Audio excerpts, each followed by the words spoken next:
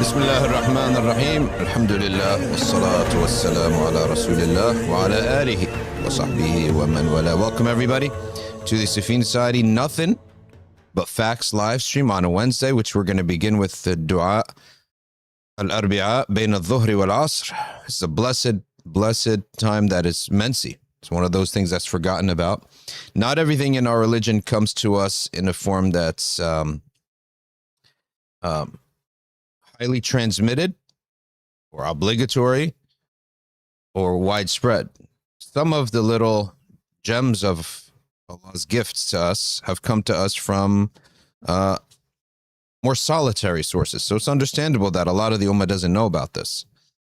And why Allah has this is because if the only thing we had in the religion were the things that are crystal clear, like the trunk of the tree, so there would be a blandness to it. But for the seeker, Allah's given more. So if you look at the nature of a tree, there's so much to it. There's different branches on the inside, on the outside, and then there's leaves, and then there's angles. So likewise in our deen, there are matters in the deen that are come to us through ahad transmission, such as this one, which came to us through the Sahabi Jabir ibn Abdullah, who witnessed this directly, and he was the only one to witness it, because he was the khadim of the Prophet sallallahu. He was serving the Prophet, peace be upon him, specifically on this day, and it was during the Battle of al-Khandaq. The Muslims were under siege for 30 days. Just imagine that. 30 days they're under siege. Okay. And at the end, they couldn't handle it anymore. So the Prophet made dua on a Monday, nothing happened. Tuesday, nothing happened. Then he made dua in his tent, which is right across, overlooking the ditch, on Wednesday. And it was between Dhuhr and Asr. And then he received the ijabah from Allah. How did he receive it? Bil ilham. Allah gave him a sign that, and this is from the sha'n, or the way of living of the arifin, is there are ways in which Allah gives them signs. And it's not something that needs to be learned. When it happens, you'll know. There's certain things when it happens, you'll know. Okay? You keep telling someone, for example, how do I reach bulugh? I need to study how. When you reach physical maturity, you'll know. Physically, you'll know. It's impossible. Allah's made it so crystal clear. It's impossible for you to ignore this. So likewise, such serendipitous things occur that the arifin know this is from Allah. It's a sign from Allah, subhanahu. So the Prophet ﷺ, he was very happy. He went out to the companions, extremely happy. وَالْبِشْرُ فِي وَجْهِهِ. The optimism was in his face. So Jabir ibn Abdullah knows Allah is generous. That moment is a sacred moment in place and time. So the place, which is Masjid al-Fatih. And the time, which is the Wednesday between Dhuhr and Asr. Anytime we do Umrah, although I would seem to be there's a reason to love to go to Mecca first, then Medina. But because we want to hit Wednesday and Thursday, so I always try to schedule it so that the last day in Medina is Wednesday afternoon. Leave Wednesday after Asr, or even Thursday, so that we can spend all of Dhuhr and Asr in Masjid al-Fatih. Just asking Allah Ta'ala for our needs by the blessing and the barakah of that place, because we make offerings to Allah of everything. So your words is an offering. Your tadhallul, your humility is an offering. Okay. Your going to the right place is an offering. Selecting the right time is an offering. It's an offering. It's like increase. وَابْتَغُوا إِلَيْهِ الْوَسِيلَةِ. Seek all means to him. And Allah has put the means that, and in people, he's put, because for example, your parents, the dua of your parents is better than your own dua. The dua of the sick, the dua of the oppressed, better than your own dua. And so we seek all these means. Also reciting the words of the people whom Allah loves. Of course, the number one dua is the Rabbana dua is in the Quran. Then the prophetic duas. Then the dua that came from the righteous after that. From the Sahaba and the Awliya and the Salaf. Like Salat al-Taj, which we're about to recite. And it doesn't even have to be a dua.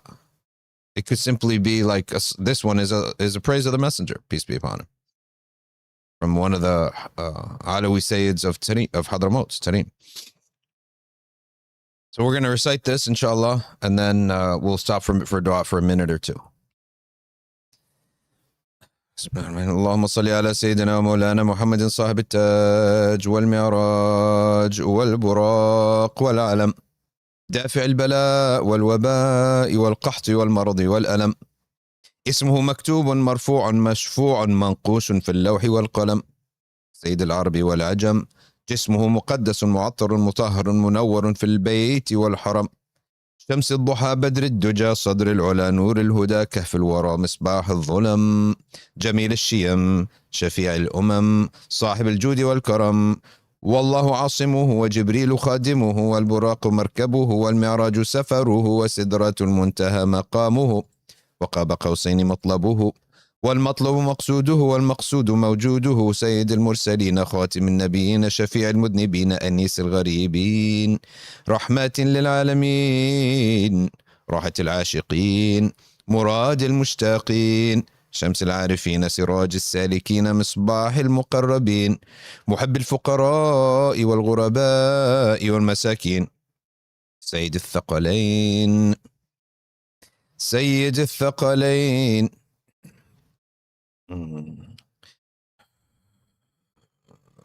نبي الحرمين إمام القبلتين وسيلتنا في الدارين صاحب قاب قوسين محبوب رب المشرقين والمغربين جد الحسن والحسين مولانا ومولى الثقلين أبي القاسم محمد بن عبد الله نور من نور الله يا أيها المشتاقون لنور جماله صلوا عليه وآله وأصحابه وسلموا تسليما.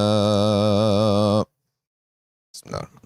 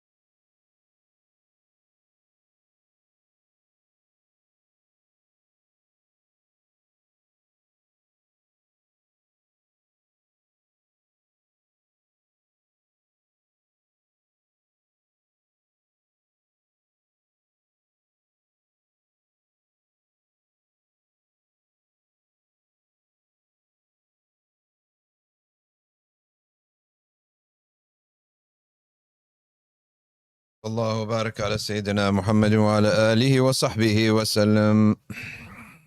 Next segment numero dos. While you pull up the udhiyah, I'm going to pull up on my iPad, ya Arifu.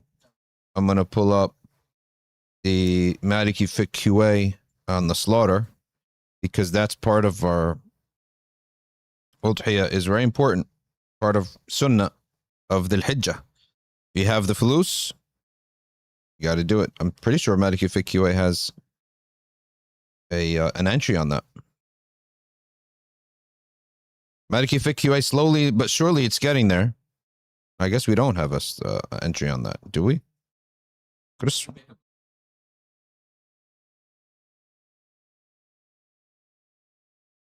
On where? Maliki Fiqh QA?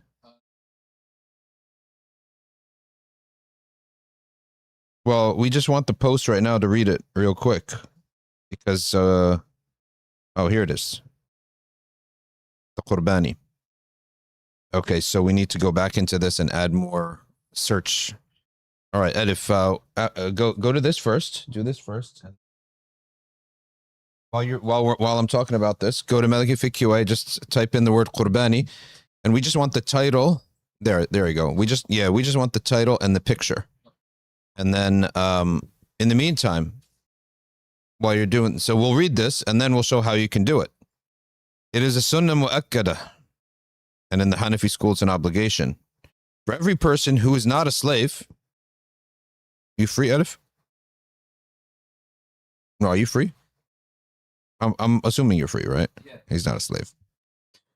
It is a sunnah mu'akkada for every person who is not a slave to give an udhiyah on Eid al-Adha. You know, there are still slaves. You know that? Yeah, in Shanqit, West Africa, they have slaves. Yeah, actually, traditional slavery. Yeah, but like you'd never know. Like we think, oh my gosh, he's like getting whipped and he's chained up. You never know. It's not like that at all. Not like I'm advocating it, but I don't think so. Oh. It's not valid in the Maliki school to divide the cost of an udhiyah. Why? Because the sunnah is to give a sheep or a goat. So if you can't divide a sunnah up between two different people, in the same way, like I can't pray 1 rak'ah and you pray 1 rak'ah and say, okay, there we go, we'd pray 2 rak'ahs.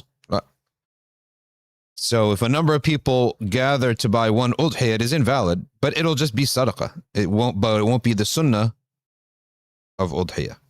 Okay. So you can, however, intend the reward of the udhiyah. That's different. But to actually make the payment and do the slaughter, it's going to be one person. Okay. And you could share the reward for the person who lives in your home, the person is related to them in some way, or the person is financially dependent upon them. Okay. So that's how simple it is. And the udhiyah is a sheep or a goat in the Maliki school. And it's not a cow or a camel. It's a sheep or a goat. And these things are ta'abbudi and they are tawqifi. So we just stop at that because it's not a normal sadaqah. It's a confirmed sunnah. And being a confirmed sunnah, people should be pushed to do it.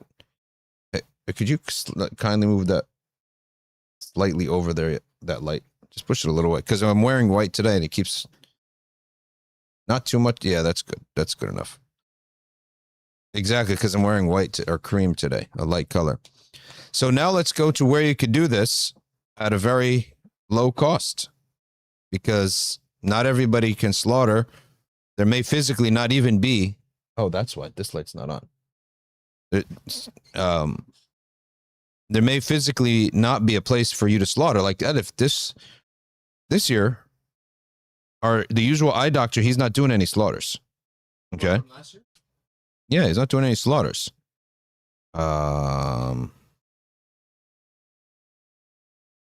We have to go there. You know, we got to go.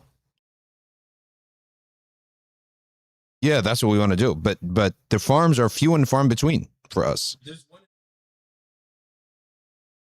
Well, we can look for that. Is your mic on, by the way? Keep it on permanent. All right, so let's go over to now where you can do this. Every year we go with Ami Conscience. Why? Because people sometimes can't do an udhiyah or a Qurbani. And in the US, and you can get a wakil to do it. If you know what we mean by a wakil, it's an agent essentially, can do your sunnah for you. All right. So you see here, click on that, Arifu. Your Qurbani with Ami Conscience. Okay. So they do the supervised slaughter this year. It's Kenya, right? Isn't it Kenya this year? Kenya. So that kid is pumped to get his goat. They're fuqara. They haven't eaten meat in like ages, right? I mean, like twice a year, some of these folks. Masakin. They're malnourished. So they do the slaughter that's fulfills the sunnah for you. move the little text so I can see. Yeah, click on the picture so I can read it there. All right. And they send you a video proof too. That's a beautiful thing about it. So take a screenshot of this and then zoom in on the QR code. I have a question, Yadifu. How in the world do I scan a QR code when someone sends me an image of the code? People do this all the time. Oh, how can I pay you? And he scans me. So what am I supposed to do with this? Well, you don't have the thing on your phone that lets you hold it and then it shows the QR. Is that a thing? Yeah. So I'm just not up to date with it? Because I'm like, I know QR codes, you take a picture of it, but then someone sends me the QR code. Yeah. Oh, so I click on it, but then it'll just give me the whole Zelle like list of possible. So, like you have your image, right? When you hold the image in your like Photos app or whatever, it show the link. You know, maybe you're more advanced than me on these things because that's how it is on my phone. I don't know if it's. And I asked somebody, I said, hey, you guys are sending me this QR code. How am I supposed to do it? And he's like, oh, scan it to your computer and then put your phone up. I was like, next item on my to-do list. I'm not doing this. And I'm about to send you another picture we got to talk about real quick about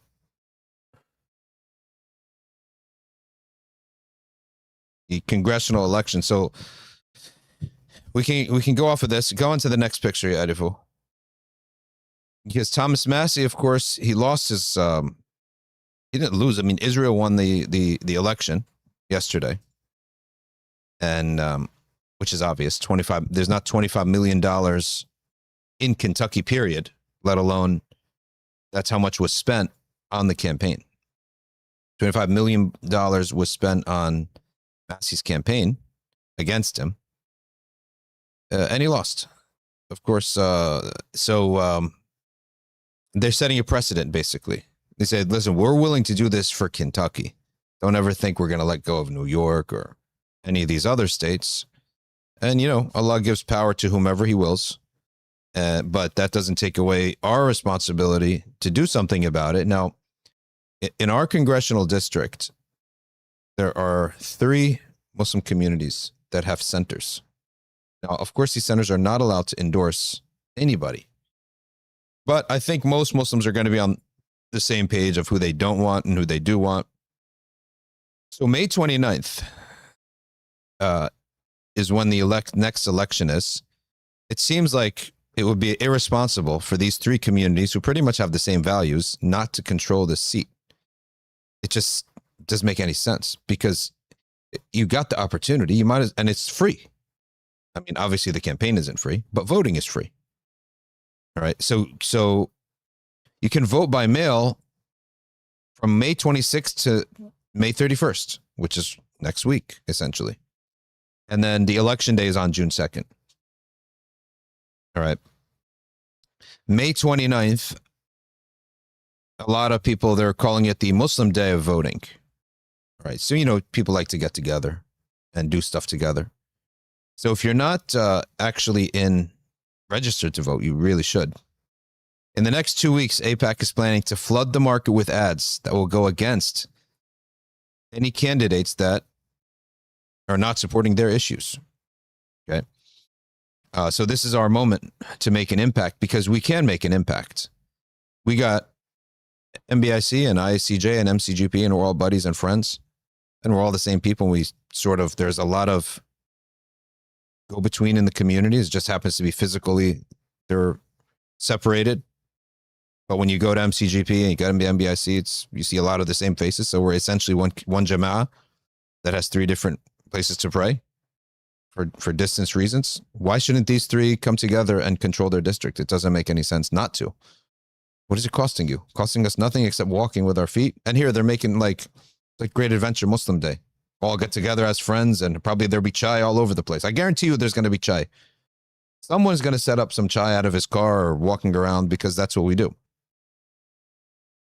So this is the NJ Muslim Civic Coalition. What's our hukum on this? Well, I look at it as if there's an ability to avoid a harm, that's an obligation. It's not a sunnah. It's not it's not halal. If there's a harm that's this level and you could eliminate it completely, isn't that an obligation? It's an obligation. So the question isn't, should we vote or not? Or what if this candidate does something I don't believe in? That's not the question. You're asking the wrong question. I would phrase it and flip the phrasing. You will have a congressman whether you like it or not. See, I like to begin with reality. You're going to have a candidate whether you like it or not. So the question is that a congressman who represents you. This is happening either way. So, you know, when they start, let's start with what we know. What do we know? What is the reality on the ground? You're getting a congressman, period. Now the question is, who is harmful? Who is less harmful? Who's possibly beneficial? You're now obligated to reduce the harm. You're obligated. So that's my tasawwur of it. Okay. So you can vote by mail, or you can physically show up. All right. Let's see where you can physically show up. There are 20,000 registered Muslim voters. Okay. Last year, 500 voted. What's the math on that, Arifu? That's SAT level math right there. 20,000. If 1,000 people voted, that's 1 out of 20. So that's 1 out of 40. This is Aqeeda numbers here, right? It's 1 out of 40. 2.5% of the Muslims voted, right? Because if we bump the 500 up to 1,000, that's 1 out of 20,000. Yeah. Then we got to double the denominator, right? So that's 1 out of 40, right? 1 out of 40. If I'm right? You tell me if I'm right. I haven't done math in a long time, but that's some low numbers. That is a low turnout. Now the Muslims have a candidate, okay? And wait, is it Princeton? Huh? Probably. Getting into Princeton is easier than being a Muslim voter. How insane is that? You know, there's some crazy statistics out there. So getting into Princeton is easier than getting a Muslim out to vote, in our district at least. Well, that doesn't make sense, especially that we have a community member who's going for the election, and he's got a very strong chance to win. I think he's the favorite. Okay, right now he is the favorite, but he's only the favorite if we go out to vote. So to me, it makes no sense. Are there dates or addresses or any place here? You're going to have to look up your own voter location. Where is it, by the way? The voter location. We need that piece of information, because if it's the Muslim day of voting, where are we meeting? Where are we going? We need more direction. We're like, most people in politics are like sheep. Just tell me where to go. I know who to vote for. Tell me where to go. These polling websites are almost like difficult to find. Just type in 08901, let's say. And if he's on voter.com, whatever. Just type in an address here.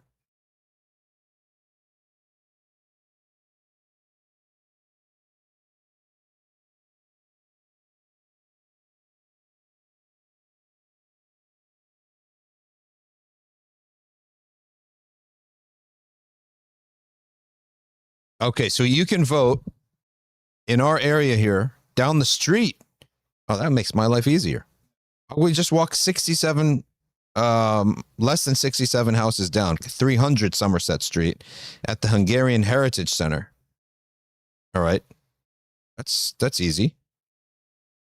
And then you have to know if you're registered to vote. Yeah, how does a person know if he's registered to vote? There's a link, I think. Hey, could you? Yeah, there's a link. And then I'm going to do this whole spiel again, because I know they want to clip it out and cut it. And I sort of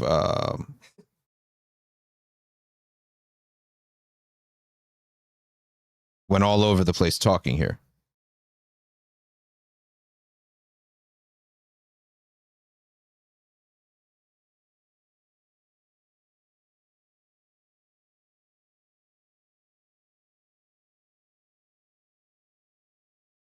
Okay, so register yourself to vote. All right, so let's do the whole spiel over in case they want to clip it in 30 seconds. I got to talk in 30 seconds and do the whole thing in about 30 seconds. Here we go. Everything is just real time and live with me. There's no such thing as a scripted thing that can be done. You know, like I never do that. I can't do it. If they give me a script, I can't do it. I'm like allergic to scripted nonsense. It can't be dynamic. You can't be dynamic. You can't be yourself. Right. All right. May 29th, round the corner, is the Muslim Day of Voting to get everybody out to vote. And look, we got 3 major communities in one strip he's going to be represented by a congressman, whether we like it or not. Some people always say, should we vote or should we not? Sometimes, do I believe in what he's saying? I don't believe in what he's saying.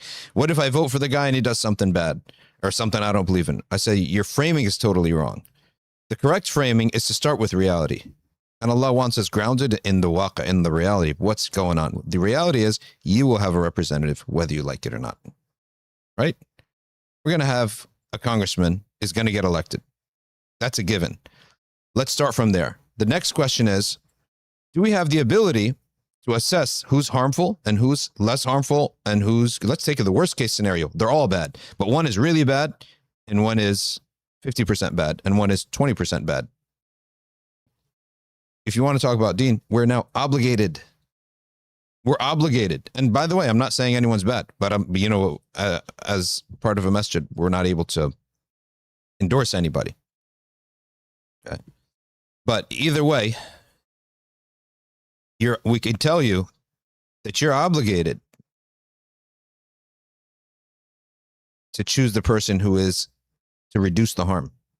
You're fully obligated to do that. So does it make any sense that we have the ability to go for free and all vote for the same person and almost control that congressional seat for good? Because we have 3 communities that have platforms and we all know each other. Like, we got a massive community. Everybody knows each other and everyone's pretty much on the same page. And the only hang up some people have in our community is, what if I vote for a guy and he does something bad? The given is, let's take the worst possible scenario. And I'm not saying this about Dr. Hamawi at all, but I'm saying this about the worst possible scenario, because from there it's mafhum al-awla, you move up. Worst possible scenario, they're all bad. But one is 100% bad, one is 20% bad. If you have a brain, you're obligated to go for the 20% bad.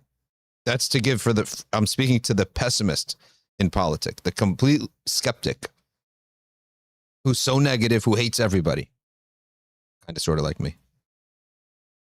But The cynic, right? The cynic, the guy who thinks the whole system is rigged and is trash. You still have to do this because you do have an opportunity to bring it down, right? And I think there's a good congressional candidate out there. Good. I don't think he'll do anything bad. And I've known him from my childhood. That's why I say that. He's like one of the first Muslims I ever looked up to. So it's May 29th, but you can also vote earlier. You can vote by mail if you're lazy. You can vote by mail. These days it's probably nobody's got envelopes and stamps in their house anymore. You just might as well go to the booth. Last time I had to mail something out of my house, I had to look for I had to do an FBI search for stamps and envelopes because nobody has them these days. Nobody does snail mail anymore, but you could do it. And you could also do early voting, May 26th to the 31st, next week. And election day is June 2nd. And the Muslim Day of Voting will be May 29th. They're encouraging everyone to go out. And let's take a look at the date in the calendar for that. May 29th. What's the calendar day? That's next Friday. Next Friday. All right. So you go out and again, AIPAC is doing it, whether we like it or not. They're going to be flooding the market with ads next 2 weeks. And we have the opportunity to control that congressional seat for good. If our community can believe in that concept, why not? Why not have a congressman who actually cares about your affairs? Why not have a congressman who doesn't bend, willingly running to the opposite side? And all of our politics on these issues is pretty much the same. So we totally butchered, by the way, this attempt to do a 30-second plug. But I guess we'll just have to clip it around and clip and slice what's good of it into 30 seconds. All right, so let's go to the next subject. Put up the communist thingy again, ya Arifu. from yesterday that you had.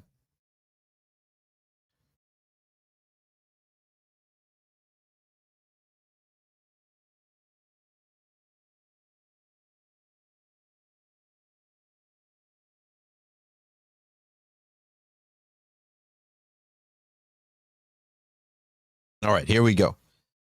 What exactly? We'll wait till the Edif gets the picture up. That's a great picture, Edif. Is that's a real picture, not AI?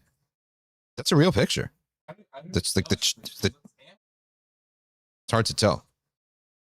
But it is a type of religious belief, Marxism and communism. And in this segment, we're not going to talk about what Marxists or communists did. We're not even going to make a judgment on communism.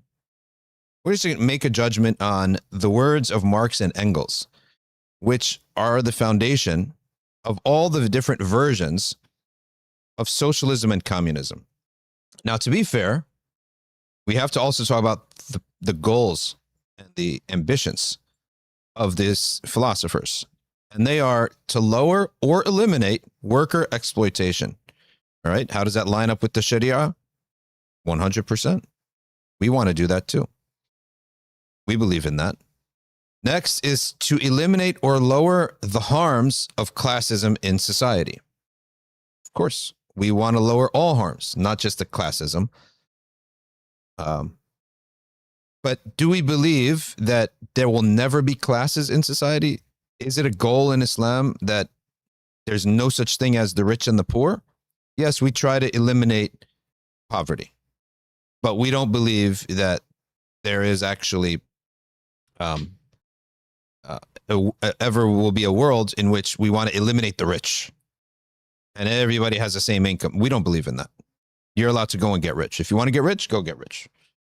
We don't believe that we try to eliminate a wealthy class, but we try to eliminate the harms that the wealthy class do to the poor. And we believe that there is no guilt in amassing wealth lawfully. There should be no guilt. And there is also no guilt in Islam for someone who chooses poverty, by the way. Like, we also don't need to eliminate poverty because in the Islamic framework, there are people who willingly choose poverty for spiritual purposes. That's not haram, by the way. Uwais al-Qarni, was he doing haram?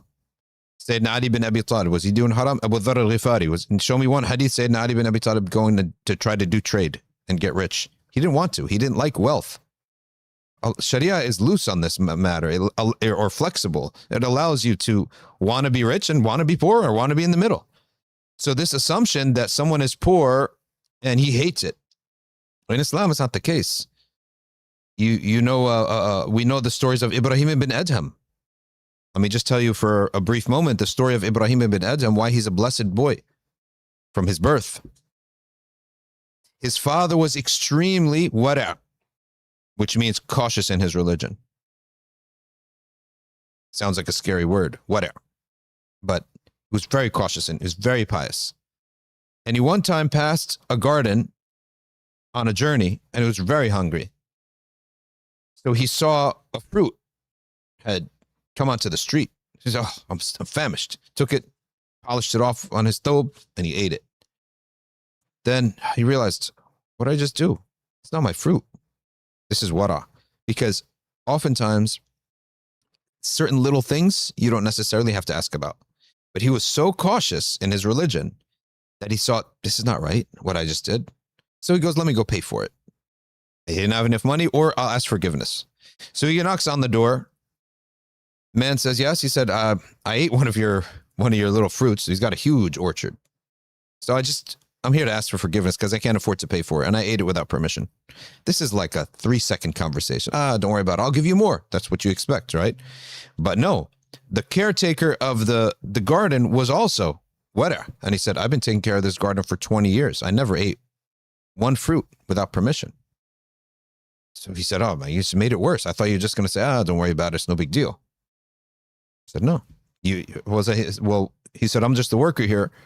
I can't forgive you. It's not my property. Well, whose is it? He said, it's the Sultan. Back in the day, there used to be little villages or towns that one person was the most powerful person and richest person he took care of, or he was the leader. So there are a lot of little city and towns like that. So this is one of them. So he's like, oh, how am I gonna get forgiveness for him? He said, well, I can arrange for you to go to him, because even back in the day, today, if I got an audience with the king, or the president, it's far off. But back in the old days, no, the king was just like the richest, wealthiest, but he was a man like everybody else. So I'll get you an audience with him. So come with me. He takes him there. And he said, I'm looking for your forgiveness because I accidentally ate one of your fruits without permission. So he said, there's one condition on this. And he said, what is it? He said, I forgive you if you marry my daughter. I said, what? I mean, that's like almost sounds absurd. He said, yes, actually, I have a daughter and she's pious. Not all girls are pious, but this girl in specific has refused all other princes. She's extremely pious. And she will not marry any of these princes who doesn't care about the Sharia. Right? And he said to him, you marry her and I forgive you. He said, well, I don't have any dowry. I don't have any money. He said, you don't need money. I'll take care of everything for you. I'll give you the money and you pay it as a dowry. I'll take care of your residence. I'll take care of everything. You'll be part of our family now. So the Sultan, though, being very smart, he wants to make sure this man is not going to suddenly change and get greedy. He said, but there's a condition I have to tell you too about this girl. What is it? She's blind and deaf and mute. And he said, what am I getting into here? And he thought, well, this is all from Allah. So let me just agree. Because, I mean, who gets to the audience with the Sultan and the Emir and he's allowing him to do this and telling him, you're marrying my daughter? Everyone would want to marry the princess of the land. So he says, Inna lillahi wa inna ilayhi raji'un, qaddar Allah ma sha'a fa'al. I accept. So they got married. And of course, the king meant she's blind to seeing sins, blind to hearing sinful speech, and mute, or deaf from hearing sinful speech, and mute in saying sinful words. But he was testing him. And he went and he found a princess. And he became part of the family. And the parents were so pious that they produced one of the most pious boys of the Ummah. But he's living in the palace life now. And that boy is Ibrahim ibn Adham. The man was Adham. And the boy his name is Ibrahim ibn Adham. And he lived this palace life his whole life. But his parents were so pious. He became pious too. And of course, like when you live a palace life, it's like when you ever see Prince Charles and Prince Harry, they're stifled. It's like guards. They're so rich, they're stifled. So then he ends up one day as he matured, 14, 15, 16 years old. What am I doing here? I go out to with the guards, we hunt. And one day he was hunting a rabbit. And it seemed that the rabbit spoke. He heard a voice. And he saw the rabbit looking at him. Rabbit turned around, looked at him, or it was a deer or something. Said, you're not created for this. He heard that voice and he thought to himself, what is this? I'm not created. It's just hunting, eating, sitting by the fire, drinking grape juice, listening to singers, reciting poetry. This is not life. This is empty. So he renounced the palace life. And he went and he took one of the shepherds and he said, let's trade clothes. Just give me your clothes, I'll take my clothes, and I'm out. He renounced the palace life. And he chose to live the life of a laborer and poverty. So in Islam, this idea that poverty is always bad and every poor person hates poverty is probably mostly true, but not always true. There are spiritual reasons for people to renounce wealth. So our view of wealth is not as constrained as the communists or the view of Marx and Engels. So the idea of eliminating completely the poor class and the rich class and making sure everyone's one class, a completely classless society, is not one of the goals of the Sharia. One of the goals is to eliminate the harms between the classes. And one of those harms is the immobility. So we demand mobility, and we demand also or reject monopoly. And that's why we have inheritance laws. Our inheritance laws in Islam, they break up very wealthy people and create a bunch of middle-class people. So a guy has $1 billion, but he has, let's say, 10 family members. All right, that's money. You're going to have some rich very rich people, but no one's going to have the entire monopoly, $1 billion. Okay. So those are the purposes. Now let's take a look at some other premises that are problematic with atheism, with Marxism. Well, the first one is that it's based upon materialism. So keep in mind, Karl Marx was a philosopher before he was an economist.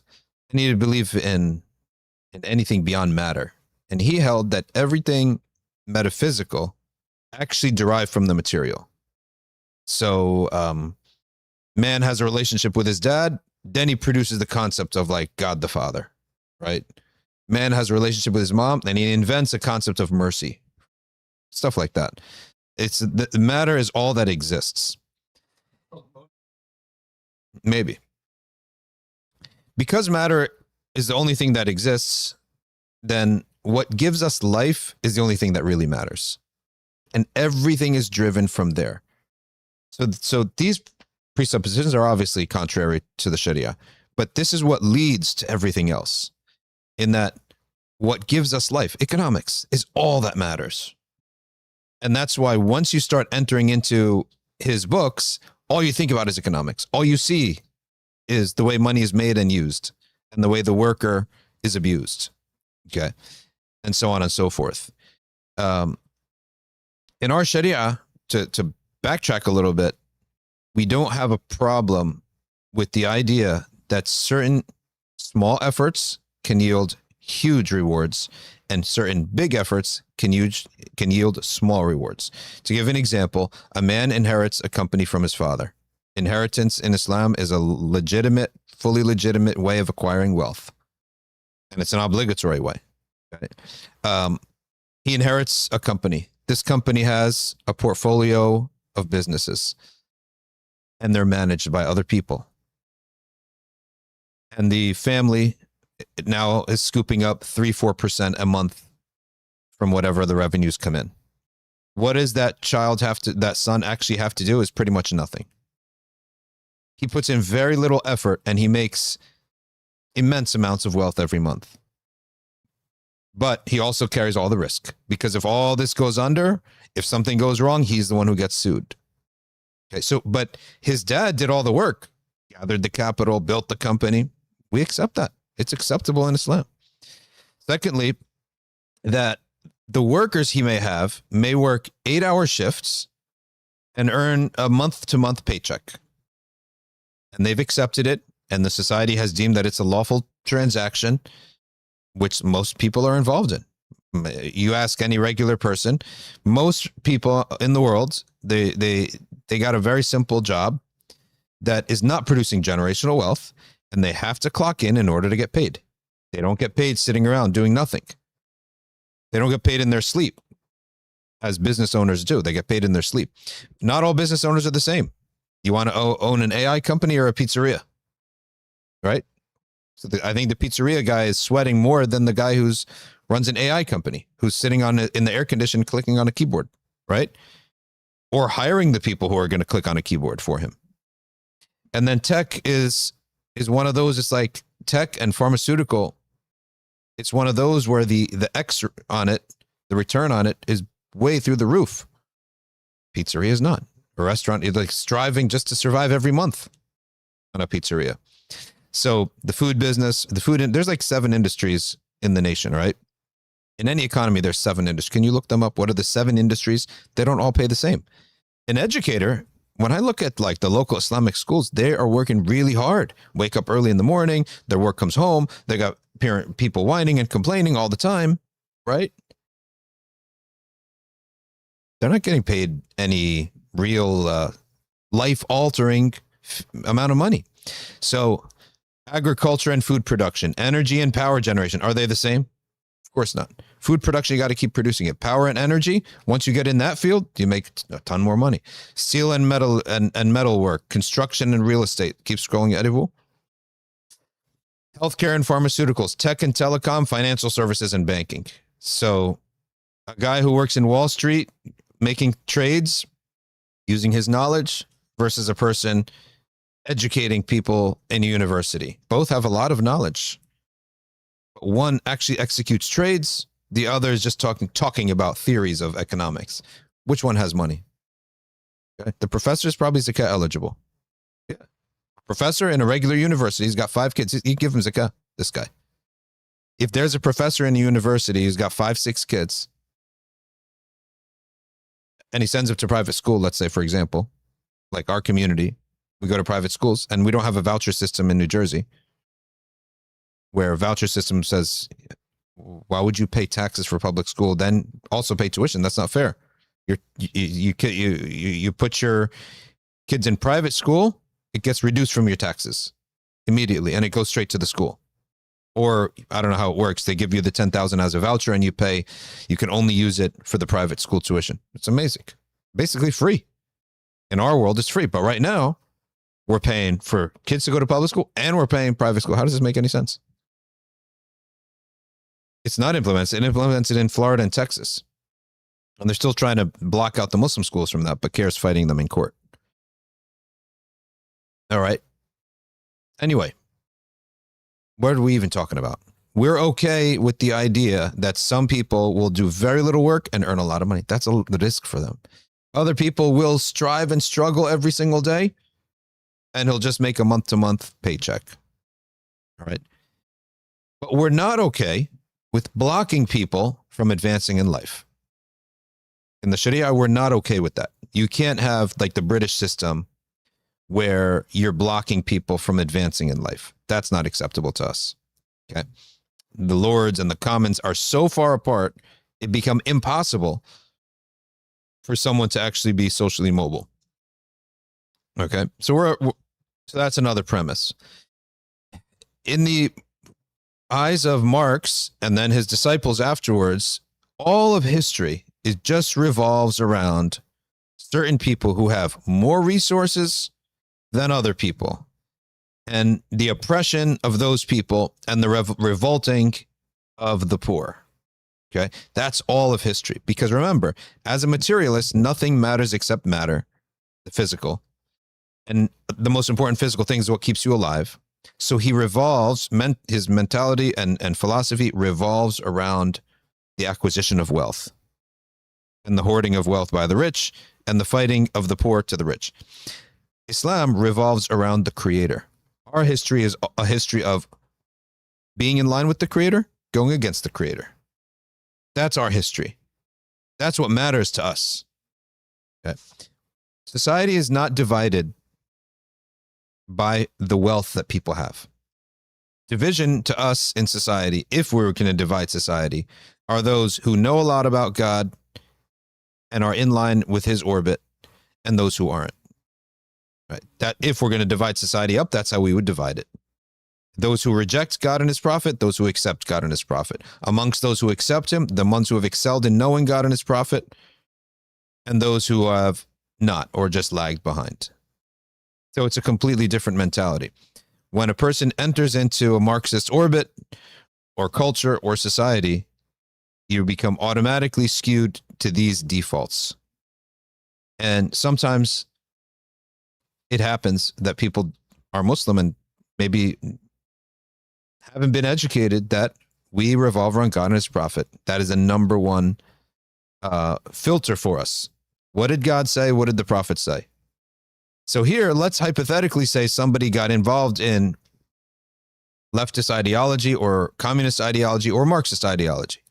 So, all right, that's fine. But you got to make sure that you eliminate from that what contravenes the Sharia. So the things that I just said, right? Let's take a look at some direct quotes. The theory of the communists may be summed up in the single sentence, abolition of private property. All right, that's not going to be acceptable for us. Private property is lawful to have in Islam. Socialism seeks to to nationalize the means of production. And communism seeks to collectivize all things, no private property at all. And I think that it's like a nostalgia of childhood. It sounds to me like a nostalgia. You want a child, an idyllic, childlike thing where nobody actually owns anything. When you look around with kids in a playroom, they don't say, "Oh, is that your toy or my toy?" They just, everyone's sharing toys. And the mother says, "You know, you're all my kids. I love you all the same." So then all of you are going to get the same toys. But adult life is not really like this at all. Okay. So the abolition, so let's hypothetically say we're going to start a nation. You're not allowed to disallow people from, in Sharia, in Islam, from starting a factory. You're not allowed. The government, the Khalifa, the Sultan, the king, the president, whoever form of government, he's not allowed to do this in Islam. I can't say, Salman, you cannot open a scarf company. If you cannot go be a doctor and buy real estate and then start renting out houses and flipping homes. You can't do that in Islam. They seek to stop this and there's obviously different types of socialism. There's a very rich tradition with schools of thought, blah, blah, blah. So all we can do is talk about the quotes and certain ideas. Can't accuse someone of doing it because, you know, people always say, well, that's not our version of socialism, or that's not this version of socialism. Or he did it, but because he's a despot, not because of Marxism, whatever. But all we can talk about is the idea and the quote. All right. So another thing is that, as we said, it's a materialist philosophy. So the quote from the book, Communist Manifesto: "Communism abolishes all eternal truths, religions, and moralities." Law, morality, religion are bourgeoisie prejudices, or is it bourgeois? I still haven't got an answer to that. Is it bourgeois or bourgeoisie? There used to be a player on the Montreal Canadiens. His name was Patrice Brisebois.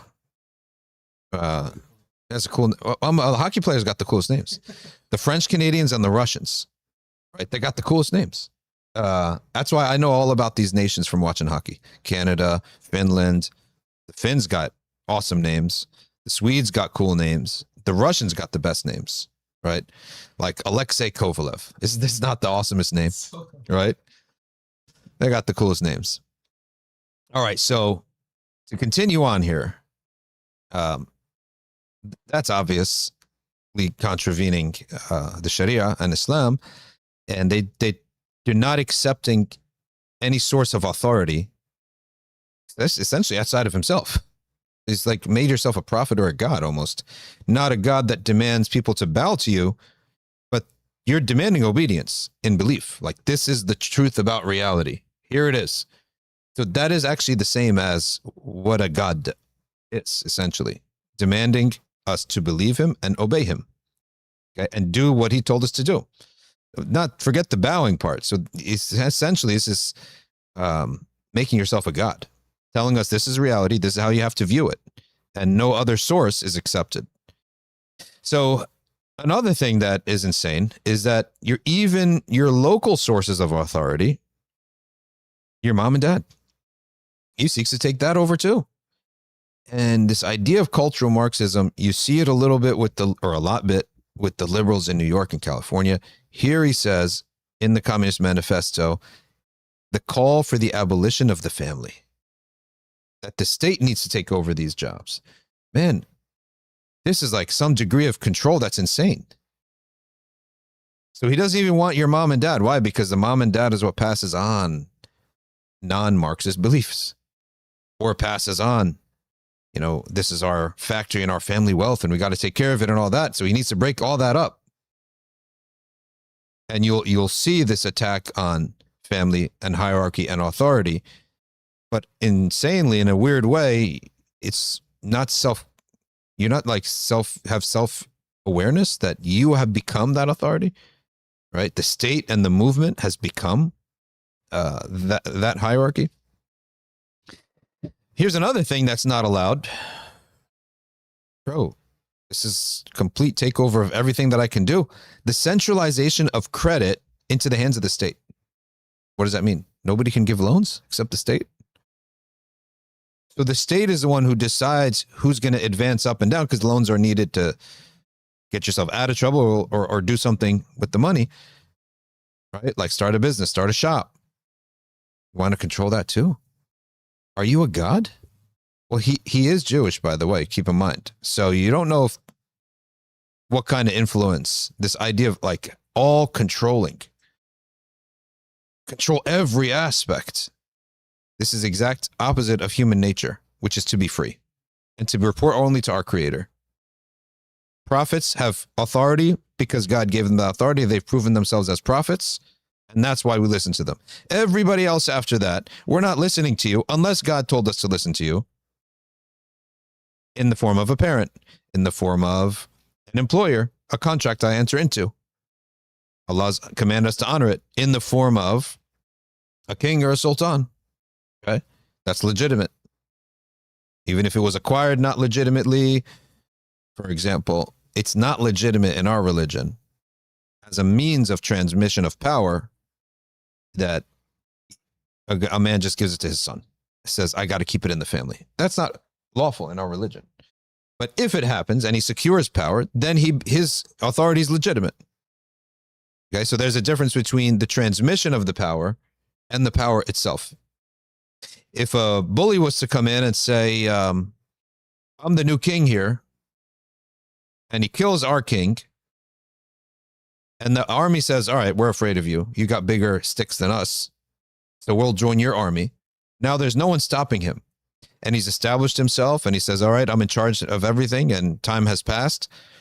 So he's unlawful in how he attained his power, but he becomes an authority that must be obeyed. And revolution in Islam is limited. Couple factors. Number one, if the authority above us leaves the prayer and leaves the religion, okay, he loses his legitimacy. Revolution is now on the table.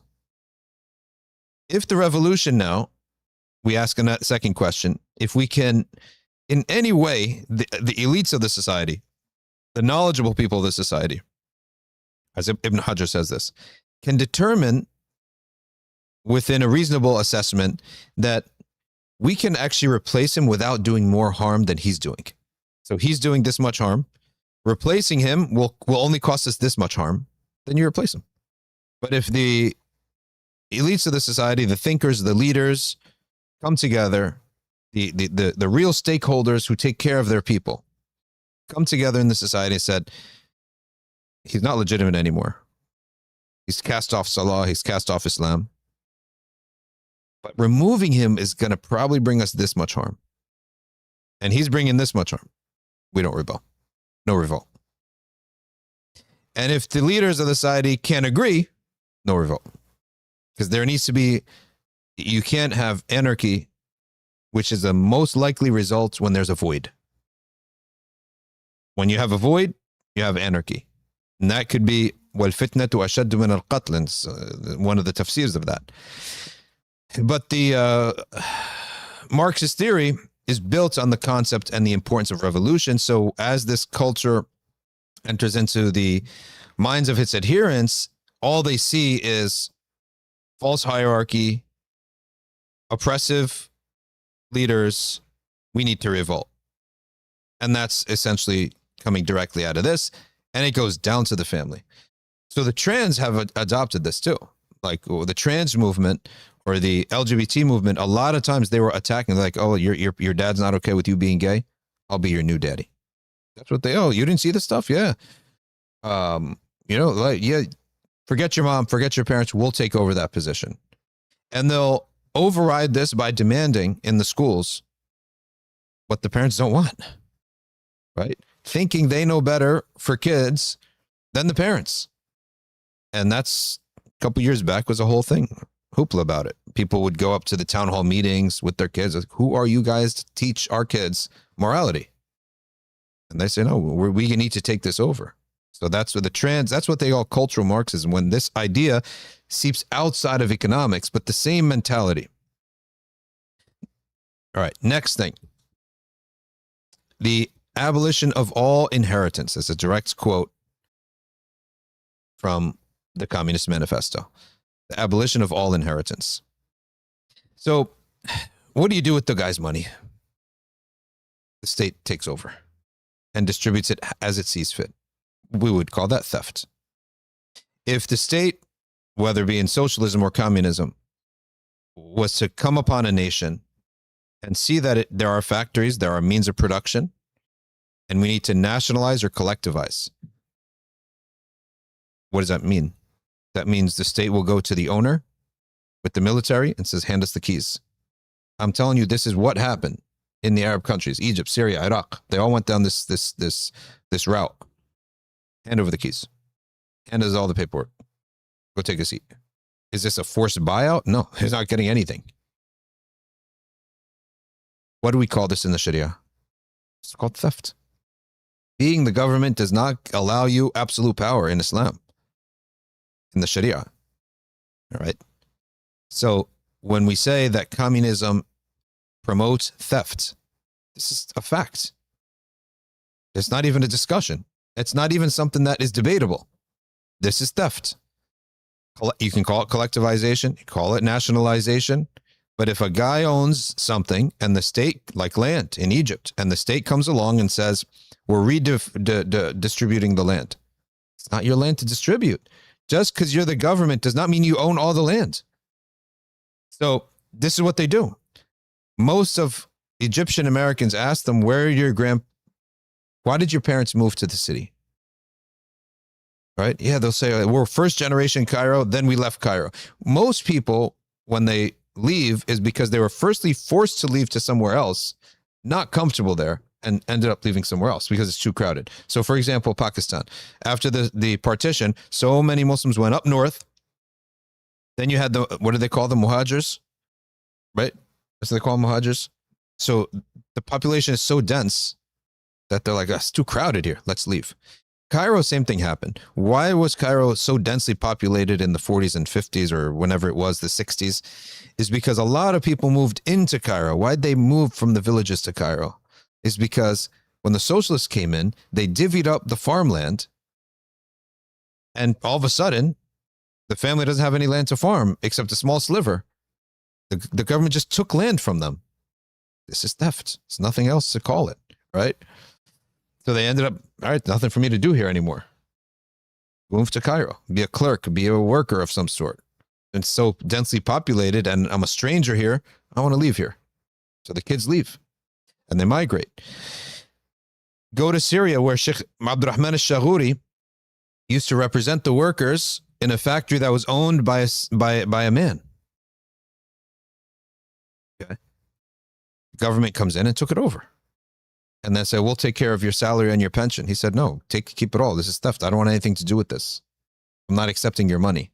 This is all unlawful. He quit, had no pension, and he went to work as an Aqeeda teacher in a school. And he said that nationalization is theft. If you want to nationalize something, the nation, a sultan can start his own factory and sell his own batteries, right? And it'll all be from government money. It'll go back to the government and he could do what he wants with it. But what can he not do? He cannot go and ban you from opening a battery factory. He doesn't have the right to do this in Islam. And he can't, much less, steal your battery factory and say, we'll provide all the batteries, only us.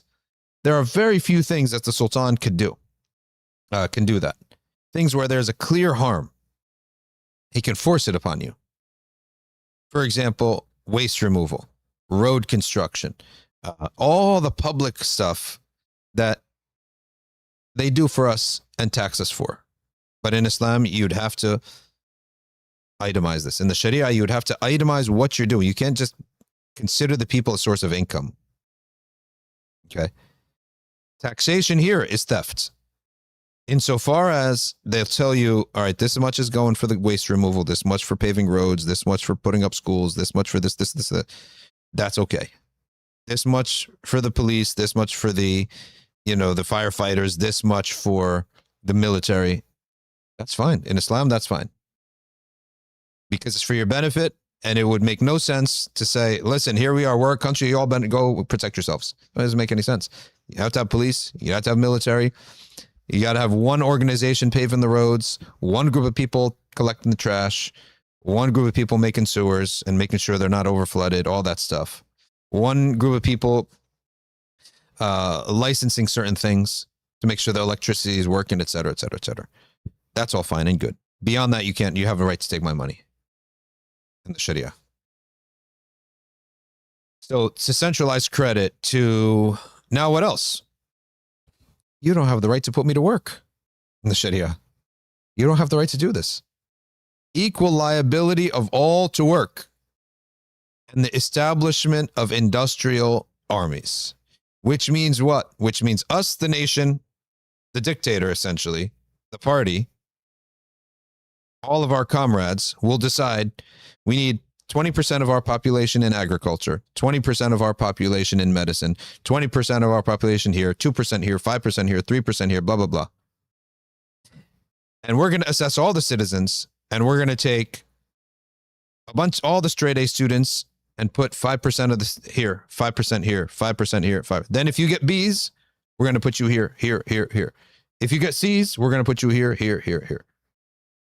You can't control our life like this. In Egypt, until today, they have this. I think they still have this, where it's a high school exam. The kids are shaking in their boots. If you get an A, you have the right to now enter into engineering and medicine.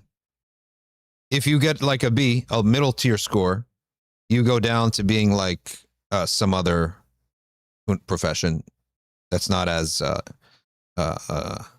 prestigious. If you get a C, you become some other profession. And so on and so forth, based on your tier of your score. From high school, at that age, 16, 17, they're dictating people's lives like this. You are not God to dictate people's lives in this manner. Okay. So equal liability of all to work, establishment of industrial armies, i.e. compulsory labor structures. This is forbidden in Islam. This element of the state controlling people's lives so much, and as a result, everything wrong is the state and the government. We actually don't even say that in Islam. The state and the government reflect the people. If there are issues that you don't like, chances are the culture, the people also have a share to blame. You don't like Trump? Trump is like the ego of half the country. That's all. They want him. They love him. They are like him. They have that ego. Then you get in another party, and the other half of the country likes that kind of person. So we also realize that power, it actually trickles down from culture, meaning that minkum man yuwalla alaykum. The leaders that you end up with, that's a reflection of you. So we would say Islah starts with the individuals and the families and the neighborhoods, the communities, the towns, the cities, then it reaches the nations. Okay. And so, again, epistemically, Marx is engaged in this book in an epistemic war against all other authorities besides himself. All that is holy is profound. The bourgeoisie family will vanish as a matter of course. Law, morality, religion are to him are all prejudices. Abolish the family. So the things that you would get your knowledge from, your beliefs from, your morality from, your right and wrong from, your truth from, he wants to abolish it all and replace it with what? Obviously himself, his own ideas. So, and this is why the communist nations had a very different culture than democracies. They had a godlike view of the ruler. Now you understand why in all these nations, the picture of the president would be everywhere. You go to Syria, if you go to a little laundromat, they had to have a picture of the president there. Because in his book, Marx, he engaged this assassination, this beheading, this decapitation of all epistemologies other than sources of authority beyond himself. All that is holy is profound. Religion is the opium of the masses. Communism abolishes all eternal truths, moralities, etc. It's all over the book. So, talk about Marxism and say that essentially it's atheism and theft and absolute control and replacing God. That's why we're saying that. And anything that stems out of that culture, it's going to have a almost a touch. You're going to basically see, you're basically going to see a similar dynamic here. Okay. It's also a perpetual victimhood. Perpetually, the poor are always oppressed by the rich. That's like such a flat B-rated movie type of thing. Like, it's so flat. There's never a world where the rich are righteous and the poor are no good, right? So actually, we have that story. Ashab al-Kahf. Who discovered the youth in the cave, and what was their function when they woke up? The king and his supporters retained belief in the afterlife, and the people had gone astray and disbelieved in afterlife.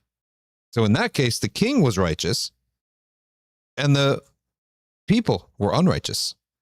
But again, we don't judge it by wealth. We judge it by God. We revolve around Allah subhanahu wa ta'ala. So far as you're in God's orbit, you're righteous, rich or poor.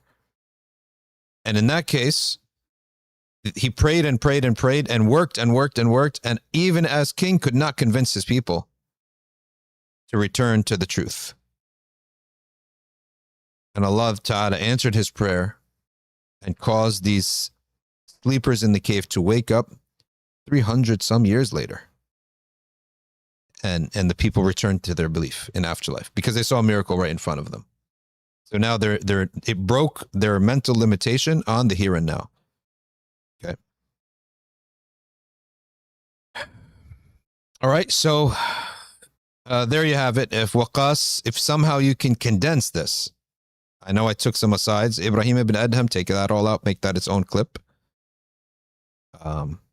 Remove and make this maybe 6, 7, 8 minute clip. Let me actually one more time read in one shot for Waqas to be able to lead with this. Right? Why communism contravenes the Sharia in many things. Let's take direct quotes from Karl Marx's Communist Manifesto, which he wrote with Frederick Engels. The theory of communism may be summed up in a single sentence: the abolition of private property. Right then and there. Communism abolishes eternal truths. It abolishes all religion and all morality. So any source of authority that you get your knowledge of right and wrong, truth and falsehood, he wants to decapitate and replace. He continues, law, morality, religion are bourgeois prejudices. Okay. And not only that, even your local authorities, he wants to decapitate, which is, he calls for, in quotes, the abolition of the family, directly from the Communist Manifesto. The bourgeois family will vanish as a matter of course. Okay. So eliminating rich families, is that part of Islam? Not only that, he wants to control your money in every aspect. Even when you die, he wants to be in control. Abolition of all rights of inheritance. That's a quote.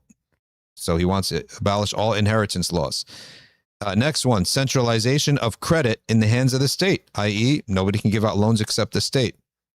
Next one, equal liability of all to work in the establishment of industrial armies, meaning you guys, we're going to assess you, and then we're going to create the industries. You can't create your own industry. You can't go and open up your own bagel shop or bakery or factory. We'll take care of all that. We'll make them. And we will assign who works where and how much they get. You're not God to control the human being to that level. So that's all unlawful. And socialist countries like Egypt, they still have some of these ideas. They still have some of these ideas, and they still control a youth's destiny, essentially. Of course, nobody controls it but Allah, but they try to. If you get a certain score on your high school assessment, you can become a doctor. If you don't, you can't even apply. Right? So they control where you go. That's essentially what they're doing here. All that is holy is profaned, he states. Religion is the opium of the masses, as we mentioned before. All right. So these are some of the fundamental tenets that Marx establishes in the Communist Manifesto that are clearly not compatible with Islam. All right, we're done with that section. We have a little bit of Qalaid al-Iqyan, Athari Aqeeda to read. Is there a book? Is there a image you can produce for us for For Athari Aqeeda, I don't know what would symbolize that, but find something for us. And I think it's important to have these images up each time, because as a viewer, scrolls through, he sees that little image there, and he can, put that up so people can buy it. And that's actually an ArcV poster, which is good. All right, good choice. So we'll read a little bit about Qalaid al-Athari Aqeeda is what we're reading these days. I lost my bookmark, so we'll find it right now. I love these books. 374-page book. The intro to the book is like 200 pages. Yeah. Yeah. There's a hilarious meme about this. You know that meme where there's a really big guy on a motorcycle and a little skinny, little tiny kid holding on to him? So in the Islamic literature right these days, you have a book this big. 90% of the book is someone's master's or PhD about the book, right? And then the tahqiq of the book, the critical edition, is like 10 pages. So in order for me to get to like chapter 2 of this book, I had to go through 163 pages. Let's do on reading from page 163 from Qalaid al-Iqyan. The Sheikh says, وَيَجِبُ الْجَزْمُ بِأَنَّ اللَّهَ تَعَالَى لَيْسَ بِجَوْهَرٍ وَلَا جِسْمٍ وَلَا عَرَضٍ. We have to, he lists here all of the things that are material in nature. The terminology is of 3 things: the smallest particle, which is the jawhar; the jism, multiple particles, which is what we all see, anything that consists of multiple parts; and then the arad is anything that attaches itself to a material thing, such as a color, such as a size. Can you measure in feet my imagination? So imagination has a mental existence, right? You can't measure it with a ruler. Okay? So measurements are arad. Speed is arad. Can you imagine speed without imagining a thing? You can't. Location is arad. If you say something is inside of my hand, that must be a physical thing. And I can't take, for example, my love for you and put it in a hand. It's impossible. So there are certain creations of Allah that are mental existence. Time is a mental existence. Can you put time in a cup? Can you, or justice, the concepts, all concepts are mental existence, just exist in our mind. So the arad is what we call in philosophy an accident, or as a, I'm not going to say the word philosophy, some people just have an allergy. As a definition, it is an accident, something that must occur on something else. Right? It occurs on something else. And that physical thing must exist. So he says here that you must believe that Allah is not any of these things. Not a jawhar, not a jism, nor a arad. And when people say we cannot negate anything for Allah Ta'ala, that is a word that didn't exist in the Quran. The answer to that is we sure can if we define it, right? If we define it, then we can say, yes, Allah is not that. وَلَا تَحُلُّهُ الْحَوَادِثِ. Things that are hadith, meaning they came into existence. What's the opposite of muhdath? Is qadim. Qadim, pre-eternal. Allah is pre-eternal, before anything and before there was even time, and he has always existed. But everything else is muhdath. Okay? Everything else is muhdath. So Allah Ta'ala, the muhdath things would not ever be in him, because that would indicate that God changed. That he was one way, then a created thing entered inside of him. We can't believe in that. Then he changed. وَلَا هُوَ يَحِلُّ فِي حَادِثٍ. Nor does he ever enter into a created thing. So nobody could say that the essence of God came into this room. You know, the Christians say this all the time. So when there is a concept of Majaz Aqli, something called Majaz Aqli, and the Hanabila recognize Sheikh al-Shadee from Damascus recognizes this term of Majaz Aqli. What does it mean?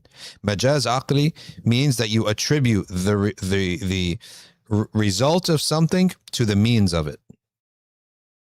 Is by saying, for example, when I say, for example, Allah is with us, what is the meaning of that? Means that the effect of Allah's mercy is with us.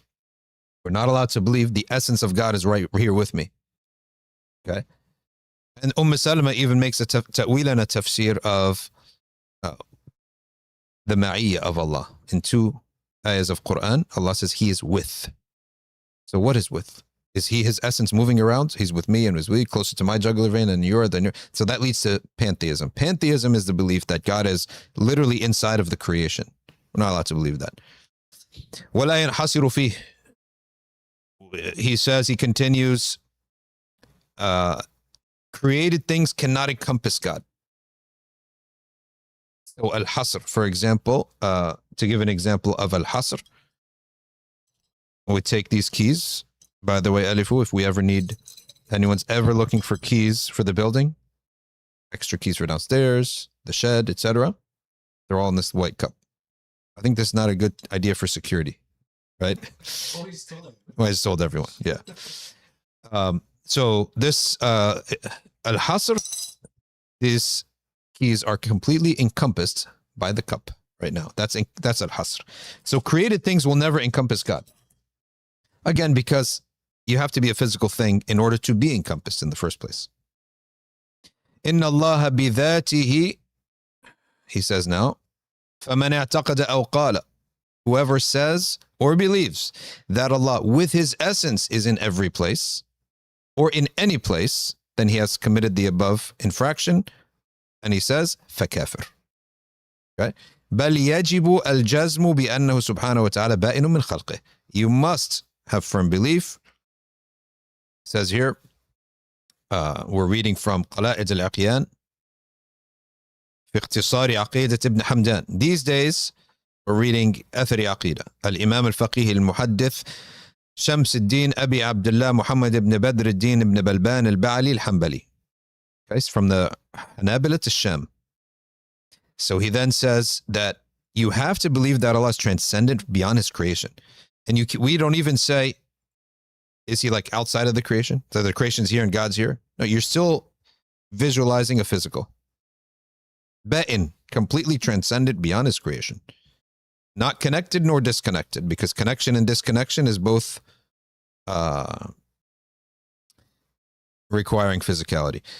He says, كان ولا مكان ثم خلق المكان وهو كما كان قبل خلق المكان. There's a Athari preacher, and I have to say he's a very good preacher, but he has some misconceptions in Aqeeda. And one of these misconceptions, and let me be clear, on a lot of far'iyat of Aqeeda, there's room for mistake. If Allah has not been crystal clear about something, crystal clear, and it's qat'i in the text of Quran and Hadith, especially in Aqeeda, we want it repeated too, right? And something is not from that nature, and someone is trying to understand beyond that, errors are forgivable. And so in this day and age that we're in, fighting kufr right, left, and center, and this brother is doing that, in the process, he has some misunderstandings about Ash'ari Aqeeda, and he has attacks on Ash'ari, heavy attacks, calling them innovators and Mubtadi'ah. But I have to say, nonetheless, I overall support him. Okay? And in his attacks, he's mistaken. But nonetheless, he is extremely beneficial to the Ummah, supportive and pious. And that's one of the sort of good side effects that bigger enemies they have upon us. This to make us think how silly and stupid it is to wage internal wars that are not worthy. Even when it's worthy, it has to be measured. It's got to be measured, even when it's worthy. But it's good to have a husn al-dhan with a person that possibly he misunderstood a whole tradition. Is that impossible? Of course not. Of course it's not impossible. It's not impossible for a person to have misunderstood an entire tradition, because most people read about other traditions from their own books. And that's why we're reading directly from Athari books here. And this is one of the simplest ones, Qalaid al-Iqyan. But point being is that he has an entire video saying that this is a Shia sentiment. No. Let me go back and say that certain things, there's a category of knowledge that is called self-observable or evident knowledge. No, the opposite, badihi. We call it al-ilm al-badihi, things self-evident. Nobody needs to tell you, right? Does anybody need to tell you that something, did your dad ever have to teach you that if you drop something from up, it's going to go down? Or from the moment you're born, you've witnessed things go up and down so many times. Nobody needs to tell you that if you drop something, it's going to go down, right? So location is one of these badihi things. And some people say that they don't recognize this self-evident knowledge, and they'll attribute it to transmission.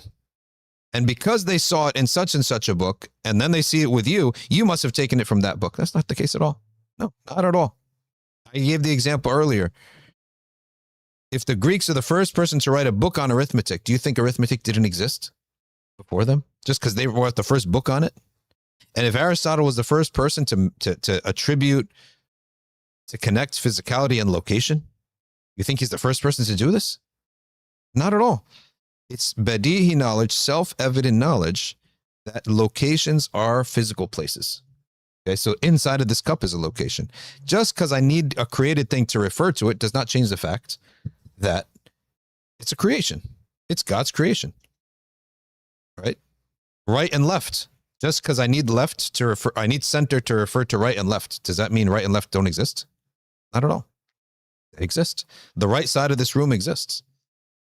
The center of this room exists. So here, Ibn Balban himself, he's saying the same sentence, which this, I don't remember his name, but he's a redheaded, light-skinned, very cool dressed, awesome videos. No, he's not Imam Safwan. He's Egyptian. And he only speaks in Arabic. But he says, this phrase, this is Shi'i heresy. It's not Shi'i heresy. Just because they say the same thing that everyone else says does not mean that he got it from there. And here, your own source of Athari Aqeeda is saying it. كان ولا مكان ثم خلق المكان وهو كما كان قبل خلق المكان. He was without location. Allah existed and there was no such thing as a place. Then he created things that were called places. And he is as he was before he created places.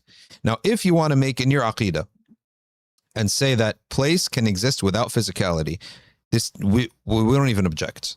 You can believe that if you want. I don't agree, but we can't object. Why? Because is there badihi things are most impossible to prove. They're just badihi. So is there a text in the Quran or a hadith that says you must believe that anything in a location is physical? No, it's badihi. We all agree that that's a principle. But if you choose not to believe that, as many Ibn Taymiyyah scholars and followers have believed and have told me that this is their belief, that just being a location does not necessitate physicality, that's up to you. You can believe that, no problem, and build your Aqeeda from there. Because that's not from the asasiyat, the essentials that Allah has told us you must believe or must disbelieve.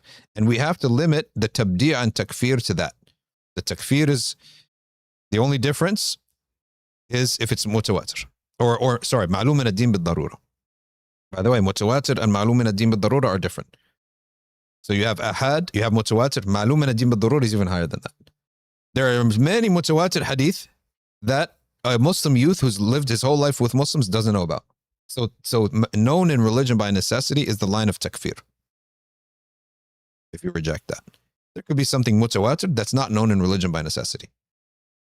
If it's known in religion by necessity, then list me 20 mutawatir hadith. Go to a kid and said, list me 20 mutawatir hadith. Maybe the meaning of it, the concept he understands of the hadith, but he won't know the hadith itself.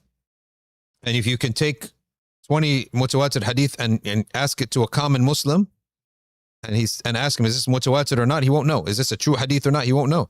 So known in religion by necessity is even more, higher standard than mutawatir. Okay. He continues, وَلَا يُعْرَفُ بِالْحَوَاسِ. He is not known by the senses. وَلَا يُقَاسُ بِالنَّاسِ. And he cannot be measured by people. ولا مدخل في ذاته وصفاته وأفعاله للقياس.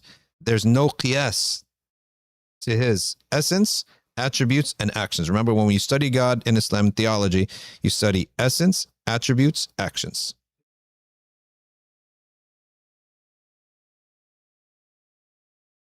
نهاية المبتدئين قلائد الأقيان الغنية لعبد القادر الجيلاني. So much is the same. لم يتخذ صاحبة ولا ولدا فهو الغني عن كل شيء ولا يستغني عنه شيء. Everyone needs him. He needs nothing. He has no companion, no child, no partner. And tashbih is also forbidden. ولا يشبه شيئا. No one can say God is like this. ولا يشبهه شيء. Okay. Nothing resembles God. How can anything resemble God when all things are time-bound and material? Okay. Almost all things. Right. Because as we said, time is a creation that is non-material. It's a concept. له وجود ذهني.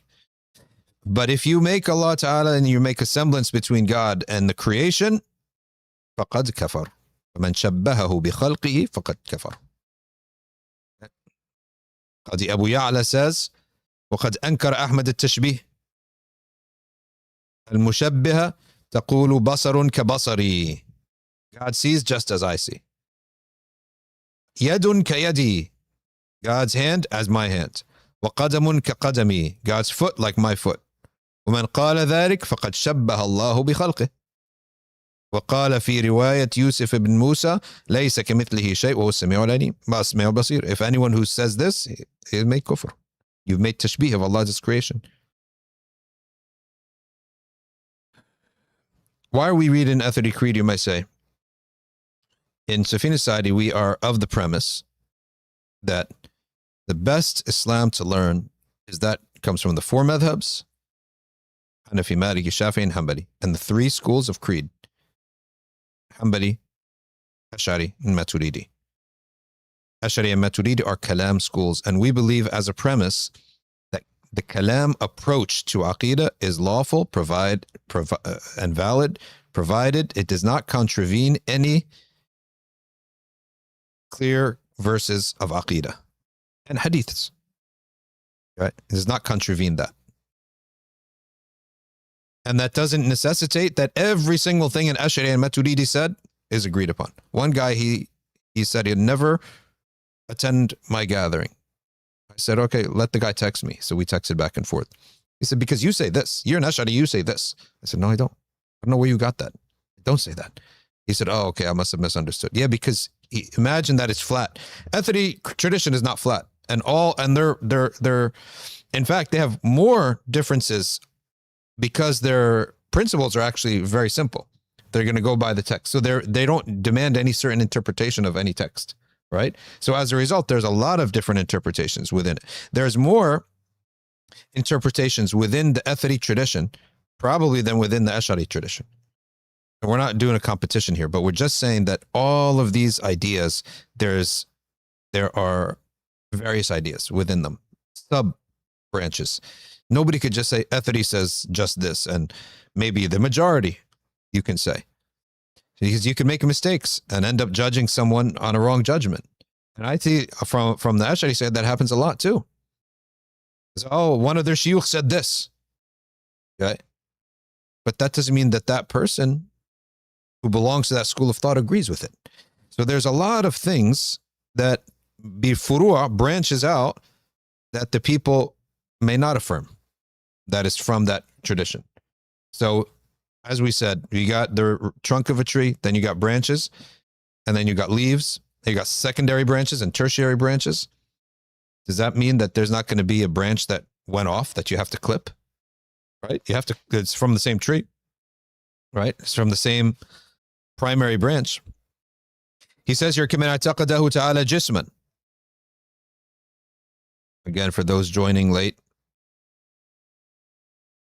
we're reading Ibn Balban, this book, Qalaid al-Iqyan fi ikhtisar Aqeedat Ibn Hamdan, summary of Ibn Hamdan's Aqeeda. He says, whoever believes that God is a jism, قال القاضي أبو يعلى رحمه الله تعالى, this is the sharh, the footnotes, كما في طبقات الحنابلة فمن اعتقد أن الله سبحانه وتعالى جسم من الأجسام وأعطاه حقيقة الجسم من التأليف والانتقال فهو كافر.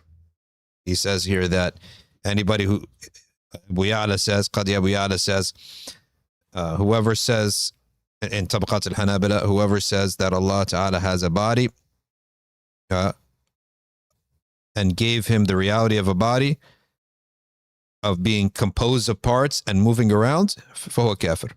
Again, I cut myself off when I said that we're reading all this to see what is the scope of valid beliefs of Ahl Sunnah. The scope.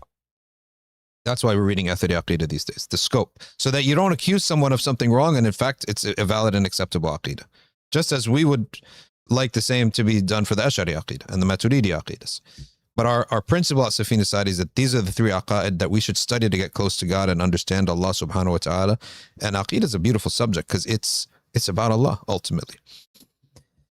Okay, فهو كافر. أبو يعلى says لأنه غير عارف بالله عز وجل لأن الله سبحانه وتعالى يستحيل وصفه بهذه الصفات. That means you don't know Allah because Allah, it is impossible for a person to have learned about Allah and think he's a physical object. Like an idol. وإذا لم يعرف الله سبحانه وتعالى وجب أن يكون كافرا. If he doesn't know that, if you don't know that about Allah, then you must be a kafir. That Allah does not have a body. Okay. ونقل ابن حمدان في نهاية المبتدئين عن القاضي أبي يعلى تكفير من قال Abu Ya'la, Ibn Hamdan says in نهاية المبتدئين that Qadi Abu Ya'la says by the takfir of whoever says, verily Allah is a body just like other bodies. That means you cannot say, we don't know how Allah is, big, small, right, left, green, white. So he's a body bila kayf. He's a limb without how. So without how means without body. That's the real meaning of bila kayf, is without body. And that's the proof of it right here. So he don't say jismun kal ajsam. Yes, he has a limb and he has a foot and a hand, but we don't know its length, its color, its shape. That we don't know. No. That's, you're making tanzih of the wrong thing. The tanzih, the transcendence, the negation has to be of the essence of the body itself and the limbness and the composition in parts.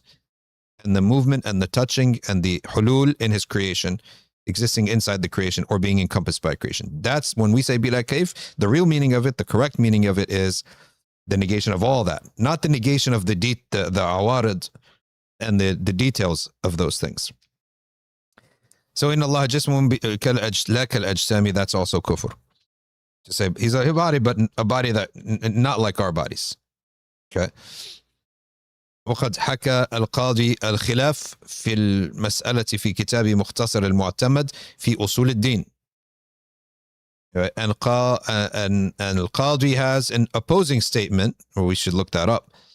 What does he mean by حكى القاضي الخلاف في المسألة في كتاب مختصر المعتمد في أصول الدين.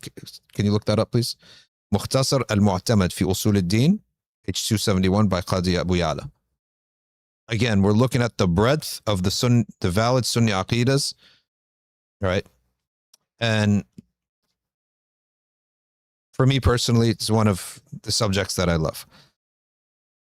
فلا تبلغ الأهام لا تدرك الأفهام ولا يشبه الأنام ولا يضرب له الأمثال ولا يعرف بالقيل والقال. Okay, he's not known by, oh, I think this and I think that. Your mind will never, why will your mind never encompass him? Because we are physical creatures in time and he's transcendent beyond those two fundamentals of ours. So our minds will never encompass him. But we can encompass the fact that we can encompass him. And we can understand his attributes. And his attributes are known by their results. So, for example, the mercy of Allah, do I imagine it somehow? No, but we see the result of God's mercy. Okay. Anything that comes to your mind, then Allah Ta'ala is beyond that. All right, let's continue on the sifat. Asma'ullahi Ta'ala wa sifatuhu qadimatun tawqifiyya. God's attributes are only what it is, what is told to us, tawqifi, okay? And it is qadim, pre-eternal. فَلَا يَجُوزُ أن نسميه أو نصفه إلا بما ورد في الكتاب. You cannot name him or give him an attribute except what has come in the kitab and the sunnah, okay, or عن جميع علماء الأمة, okay, or what there's ijma' upon. فنكف Let's see if he gives an example here in the footnote. No, he doesn't. فنكف عما كفوا عنه من التأويلات. So we cannot, we stay away from all of those interpretations about God that outside of those bounds, and we stop where they stopped. Okay. ولا نتعدى الكتاب والسنة. We don't go say something that's not based on the book and the sunnah and the ijma of the salaf. وكل ما صح نقله عن الله. Anything that is sahih in its transmission from God and his prophet or ijma al-ummah وجب قبوله. We have to believe in it. والأخذ به. You have to take it and believe in it. وإمراره كما جاء وإن لم يعقل معناه. And keep reading. إمراره. Just recite it as it is, even if you cannot understand what it means. Okay. What, 271 he said, I think? إمراره كما جاء. قال الحافظ ابن الجوزي رحمه الله. Ibn Jawzi said, when he talks about يضحك الله إلى رجلين, God laughs at two men.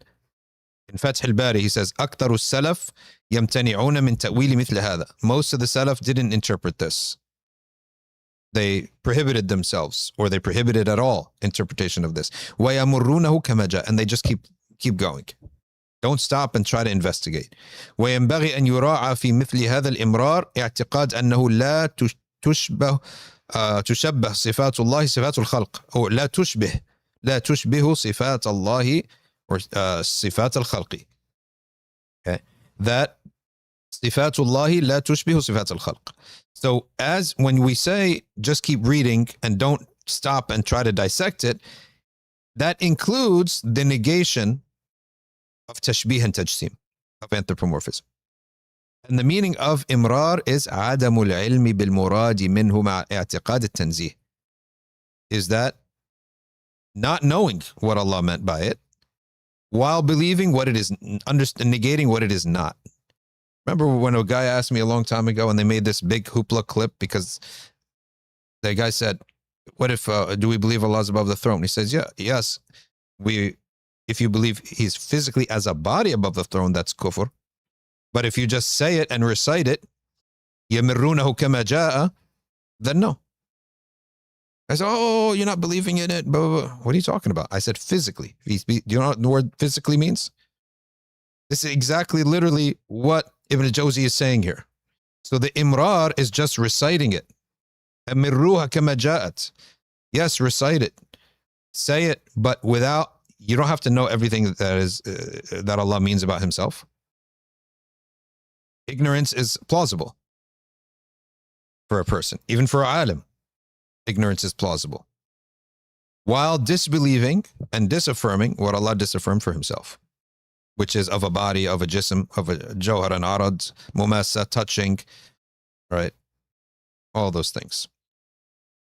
وإمراره كما جاء وإن لم يعقل معناه فيحرم تأويل ما يتعلق به تعالى. It is forbidden to try to interpret these matters. Okay? And the Ash'ari said, no, we can say from the meaning of this is that he forgives them, he has mercy upon them, and he's generous to them. In the example of God laughs at two people. What is haram, even in the Ash'ari creed, is to say that that's the only thing that the verse means. No, it could mean more things. But definitely one of the meanings is he has mercy upon them and he forgives them and he's generous to them. That's definitely one of the meanings. فيحرم تأويل ما يتعلق به وتفسيره كآية الاستواء وحديث النزول. So they do not make any ta'wil of آية الاستواء وحديث النزول. No ta'wils for those. Okay. وغير ذلك. And someone may say, well, that leads to a contradiction. Because as Shaykh Abdul Qadir al-Jilani says in his Aqeeda, we hold that Allah descends without movement and without entering his creation. And you say, hold on a second, how does he descend into the creation without movement nor entrance into his creation? Allah Ta'ala has not commanded people to square everything away. And that's one of the big points that is mentioned that Abdul Qadir al-Jilani makes in his book Al-Ghunya, is that why obligate yourself what Allah hasn't obligated you? He hasn't obligated you to do this. We don't have to square it away. Okay. Move on. Let's read some commentary here. حكاية المصنف رحمه الله تعالى لمذهب السادة الحنابلة بحرمة تأويل أو تفسير ما يتعلق بأخبار الصفات. Prohibition of all interpretation on the attributes. مبني على مقدمتين ونتيجة. It's based on two premises and a result. فأما المقدمة الأولى, the first premise is that آيات الصفات خبرية من المتشابه. They're متشابه. وقرر هذا جماعة. Who says this متشابه? الموفق ابن قدامة in روضة الناظر وجنة المناظر. وابن عقيل in الواضح في أصول الفقه. and شمس ابن مفلح in في أصوله. والمردوي in his تحبير. They all said that these آيات الصفات are متشابهات. That's premise number one. Premise number two. المتشابه غير متضح المعنى. You will never come to know the actual meaning of the متشابه. Okay? إما الاشتراك, because it has a similar meaning elsewhere, كالعين والقرء, أو إجمال, or a word that has multiple meanings. أو ظهور تشبيه كصفات الله الخبرية وهي محل كلامنا هنا, وهذا بخلاف المحكم. So it's unclear what it means. So number one, it's mutashabih. Number two, the very definition of mutashabih is that its meaning will be unclear. What's the result of this mutashabih? أن آيات الصفات الخبرية غير متضحة المعنى وعليه فلا يجوز الجزم بتفسير أو تأويل آيات الصفات الخبرية لكونه قولا بالظن, because you are now just speculating. ولأن ظاهر هذه الأخبار التشبيه, the outward meaning of it is that it looks like something that we know is not. فكان السكوت أولى. So saying silent is the right thing to do.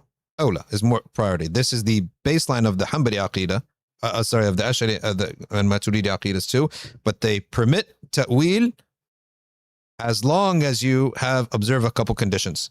Number one, the ta'wil is based in the Arabic expressions. Number two, it's done by a scholar. Number three, you recognize it's a dhan. You recognize it's a maybe, maybe not. You're not saying it is for sure this. Number four, you don't limit the tafsir to it. You admit also that it could have other meanings. And oftentimes they do ta'wil of the verse with something they already know about Allah. That's established. Okay. So for example, that his descent into the heavens is the answering of prayers, or the descent of his command to answer prayers. You found the nas? All right. It's on the same page, yeah. This is Abu Ya'la in his book كتاب المعتمد في أصول الدين. في من يعتقد أن الله, is that تعالى? تعالى, right? They just made تعالى as ta'ain. Okay. في من اعتقد, whoever believes that Allah Ta'ala is a body and give him the reality of a body, of being composed of parts and moving around in a location, from one location to another, is a kafir. That's Abu Ya'la. Because he doesn't know Allah at that point. Because we know from the definition of Allah Ta'ala that he's not that. So therefore you don't know Allah. You think God is an idol or something. Allah Ta'ala yastahilu wasfuhu bihadhihi as-sifat. It's impossible to think, just like somebody says, it's impossible to think that to actually be alive amongst us and we talk and you think that the sky is purple or the sky is pink or the sky is white. The sky is blue. Or that it's impossible to think that that 2 + 2 is 5. It's impossible. So likewise, or it's impossible to confuse, let's say, an identity of one very well-known figure for another person. Okay? So likewise, Allah, we know who Allah is, and it's impossible to think that he is a body that moves around. فيكون كافرا. وصفه بهذه الصفة فإذا لم يعرف الله وجب أن يكون كافرا فإن أطلق عليه هذه التسمية وقال جسم لك الأجسام ولا يعطيه حقيقة هذا الجسم فقد قيل إنه يكفر بإطلاق هذه التسمية لأنه or يكفر sorry بإطلاق هذه التسمية لأنه سمى الله بما لم يسمى به نفسه يسمي به نفسه. So he says another thing different from what's in the sharh we just read. If he says this word تسمية أطلق هذه التسمية وقال جسم لا كالأجسام, and he says a body not like bodies, but he didn't specify حقيقة الجسم. He didn't specify what he meant by jism. He didn't specify the reality of a jism. Okay, so he's not actually contradicting, he's adding more nuance to it. Then it has been said that he still is made a kafir because he called Allah what Allah didn't call himself. Okay. ولا سمى به رسوله صلى الله عليه وسلم ولا إجماع المسلمين. Nor did the ijma' or the Prophet صلى الله عليه وسلم say this. Okay. وقيل لا يكفر, and some said he does not, we do not make takfir of him, بل يصعق وهو what? Oh, there's a smudge. Something. Oh, yufsaq. Rather, we make him a fasiq because some of the Ash'aris said this. By the way, this is what the many Ash'aris have said this. If you say a body but not like other bodies, he's a fasiq, not a kafir. What's the difference? A kafir is out of Islam, but a fasiq, you're in Islam, but your good deeds will be invalid until you fix his belief. لأن الكفر ثبوت ذلك المعنى لا اللفظ. Because the kufr is only applied to the meaning of body, not the word. Again, it's the same concept that the word may have another meaning. We don't know what you meant by that. Okay? Could have another meaning. فنفى معناه فلم يكن كافرا. And he negated the meaning.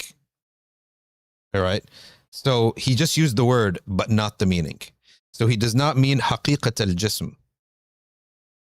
So it's not the opposite of what he said here. It's an additional understanding of what Abu Ya'd is saying here, is that if a person said he's a jism, but not like other jisms, but one of the actual meaning of that first jism, he didn't make it clear. But if you say, what do you mean by the first, by jism, but not like other bodies? He says, yeah, he is a body. So أثبت حقيقة الجسم. Now that's kufr. Right? So anytime that there's possible wiggle room out of kufr, then you have to take it. Good find. Thank you very much.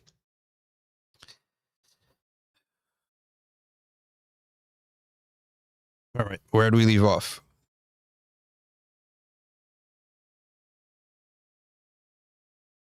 All right. قال نجم الدين الطوفي أن ذكر أمثلة على الصفات الخبرية في شرح مختصر الروضة لأن هذا اشتبه المراد منه على الناس فلذلك قال قوم بظاهره فجسموا وشبهوا. So some people on these attributes, they held on to the outward meaning of these things and they made God into a body, anthropomorphic, they fell into that. وفر قوم من التشبيه فتأولوا وحرفوا فعطلوا. And people fled the opposite way from tashbih, and so they interpreted it away, and they altered the meaning, and they suspended the meaning and the verses. وتوسط قوم فسلموا وأمروه كما جاء مع اعتقاد التنزيه وهم أهل السنة. وتوسط قوم. So the correct position is in the middle. Yes, this is what Allah said. Of all these صفات, استواء واليد والوجه والقدم والنزول وأمروا, and they kept going on with their they moved on, they didn't go and dissect. مع اعتقاد التنزيه, while negating what is impossible for Allah subhanahu wa ta'ala. Okay, and I'm telling you again, the type of ta'wil that would not even count as ta'wil would to say that from the meanings of this, for example, from the meanings of istiwa al-Arsh, from its meanings is his control over the creation. For sure that's from his meaning. From the meanings of the yad is control, is power, sorry. That's from the meanings. We cannot say it's the only meaning. And that's it as a type of expression that nobody can disagree with.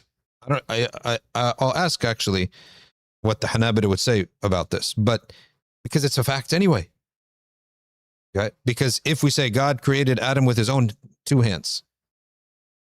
خلق الله آدم بيديه. We shouldn't even say hands. With his two yads. But does it not also entail power? Doesn't it entail control? It entails that for sure. But we can't say that's all it is. Because it's a mutashabih. The essence of Allah to ourselves, we have known that is unknowable. Okay. But, so if we know that that's transcendent beyond us, then his attributes are also transcendent beyond us. So yes, it may be a meaning we have no knowledge about and cannot know, in the same way that we cannot know his essence and wrap our minds around his essence. So likewise, we cannot wrap around our head around all of his attributes. So leave it as is. That's the correct answer. But it's also not a problem at all to say from the meanings of this is another meaning that Allah, we already know about him. Okay. فَإِنَّكَ بِأَعْيُنِنَا. You are within our eyes. Literally, that's the dhahir of the meaning. Of course, from the meaning of that is that Allah is watching and Allah is protecting, right?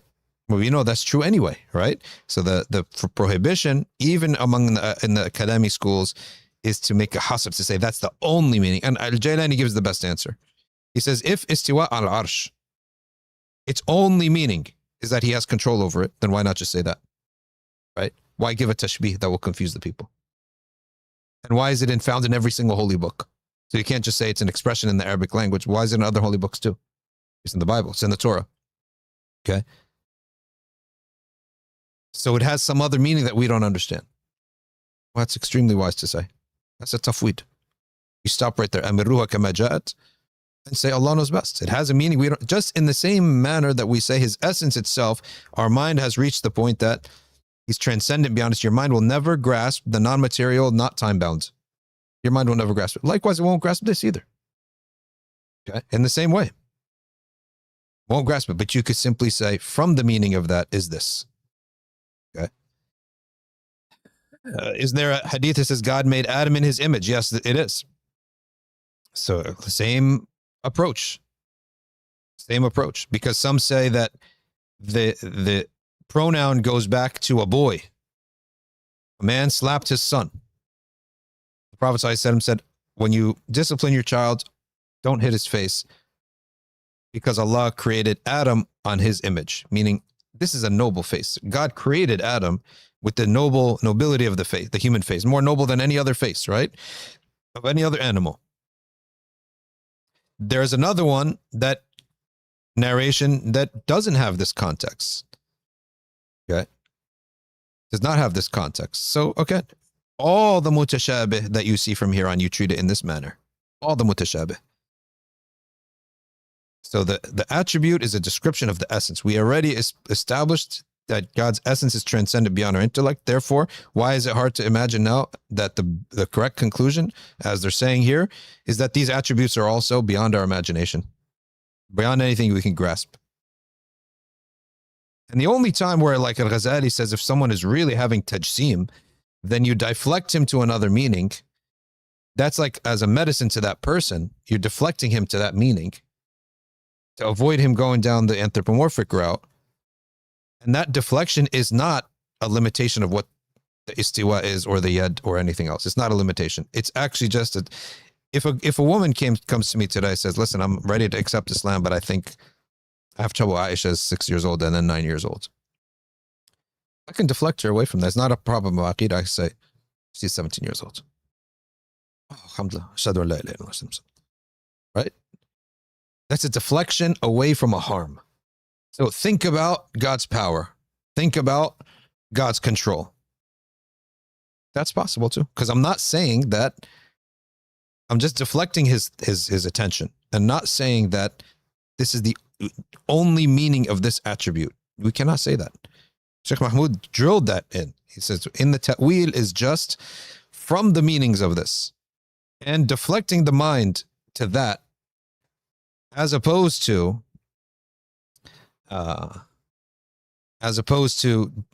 limiting it to only that. That's in the sense you sort of negated it.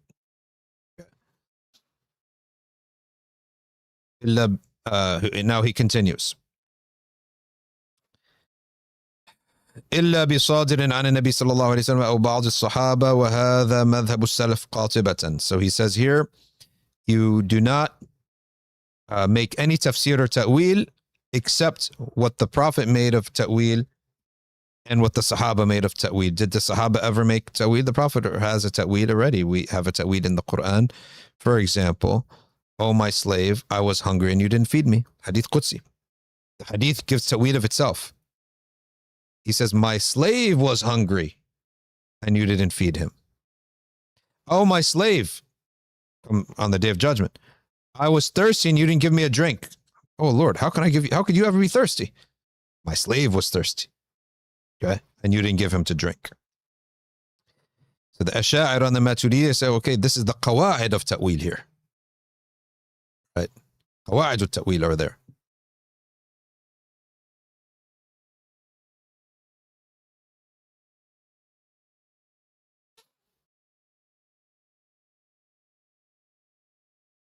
Okay. وهو أسلم المذهبين وأولهما. And he says here that exactly as, and Nawawi says, to do tafweed is the most correct and safest and most preferable and is the first madhab. However, Didu says not really, because Salama made ta'weed that the Prophet didn't make. You could look that up. Didu. On the ma'iyah of, you look up Salama's ta'weel of ma'iyat Allah. Okay. But again, that ta'weel is simply pointing to something that we already know is true about Allah without limiting the meaning to that. قال الحافظ عز الدين رموز الكنوز في تفسير الكتاب العزيز قال بعد حكايته تأويل السلف للساق اعلم أنني سلكت في تفسير هذا الحرف سبيل كثير من علماء السنة. So he says, when it comes to the verses of the saq, the shin, يوم يكشف عن ساق, the day the shin is exposed, the saq is exposed. وسوغ ذلك أن ابن عباس والحسن في جماعة, Ibn Abbas and Hassan amongst others from the tabi'in فسروه بهذا التفسير. They gave a tafsir. Okay. And Imam Ahmad narrated it too. Okay. They gave a tafsir to it. قال الزجاج في معانيه أخبرنا عبد الله ابن أحمد ابن محمد ابن حنبل. Imam Ahmad's son said أخبرنا محمد بن جعفر عن شعبة عن مغيرة عن إبراهيم قال ابن عباس يوم يكشف عن ساق. Ibn Abbas says يوم يكشف عن ساق means الأمر الشديد. الأمر الشديد, a severe matter. Okay, a severe matter. Now here's why it's important to establish tafweed even within the ta'wil. Okay, even within the ta'wil, because what do you have to lose? Why do you have to say it's absolutely only this, and then you turn out to be wrong? But if you say this is from its meanings, and Allah, it could mean more, you're definitely not losing. You're saying something that's well known in the first place. Mustafa Ahmed, can you explain again why? What is lying? About Sayyida Aisha? No, because there is a narration. Okay, so this is what Mustafa Ahmed is asking about. When I said that a girl says, I want to enter Islam because Aisha was 6 or 9, and I said, okay, so she was 17. The reason I'm saying that is because there are narrations that can be put together that would show that she was 17. Okay. And if you can show that. So we're not making up a number. We're not making up a number. It's down. There is another set of narrations that would indicate that Aisha was 17. So that's why I said that. It's not just picking a number out of her. But you also may say you don't have to believe that. You don't have to believe that Aisha was you can believe whatever you want to believe about her age, which is true. When you die and go to the grave, is Allah going to ask you about that? On Yawm al-Qiyamah, is Allah going to ask you about that? Is it one of the tenets of Islam? Not at all. Okay? Not at all. What is the meaning of tafweed? Tafweed is basically, I don't know. Tafweed is to say, I don't have to know. Allah didn't obligate me to know. Is Allah obligated you to make tafsir of the Quran? No. Okay. So Imam Ahmad himself, from his son, narrates Ibn Abbas's tafsir. So there are ta'wilat from the Sahaba and the Salaf. Okay. وقاعدة مذهب إمامنا في هذا الباب اتباع السلف الصالح. فما تأولوه تأولناه. So the madhab of our Imam Ahmad ibn Hanbal in this subject matter is to follow the Salaf. If they make ta'wil, then we make ta'wil. And if they say silent, we say silent. مفوضين علمه إلى قائله. Making tafweed of knowledge to the one who said it. منزهين الله عما لا يليق بجلاله. And this is the most important qaida for Ahlul Sunnah. Athari, Kalami, Hanbali, Ash'ari, Maturidi is transcendence of Allah beyond the creation and beyond what is appropriate and suitable for His Majesty. وذهب جماعة من علماء السنة, and some of the scholars from Ahl Sunnah. By the way, this is a commentary of Dr. Abdullah ibn Muhammad Abdullah. Some scholars from Ahl Sunnah إلى إلحاق هذا بنظائره من آيات الصفات وأخبار الصفات, is that they took the ta'wilat of the Salaf and derived principles out of those ta'wilat and applied those principles to the other mutashabihat. And that is the work of the Ash'ari and the Maturidiyya. وقال السفاريني رحمه الله تعالى in the بحور الزاخرة في علوم الآخرة ولا نؤول إلا ما أول أصحابه صلى الله عليه وسلم والسلف وسلف الأمة. We don't make any ta'wil except what they made ta'wil of. So again, the Athari school, as per Qalaid al-Iqyan, Nihayat al-Mubtadi'in, and these ulama that we're citing here, they will accept ta'wil made by the Sahaba and the Salaf. And the Kalami schools and the Ash'ari Maturidiyya will extract the principles of this ta'wil and apply it elsewhere. Okay. To the other mutashabihat as a principle. Nothing yet on the ta'wil of Salama? Why doesn't it come up right away? Huh? Negations of it? Ta'wilat. Let me look.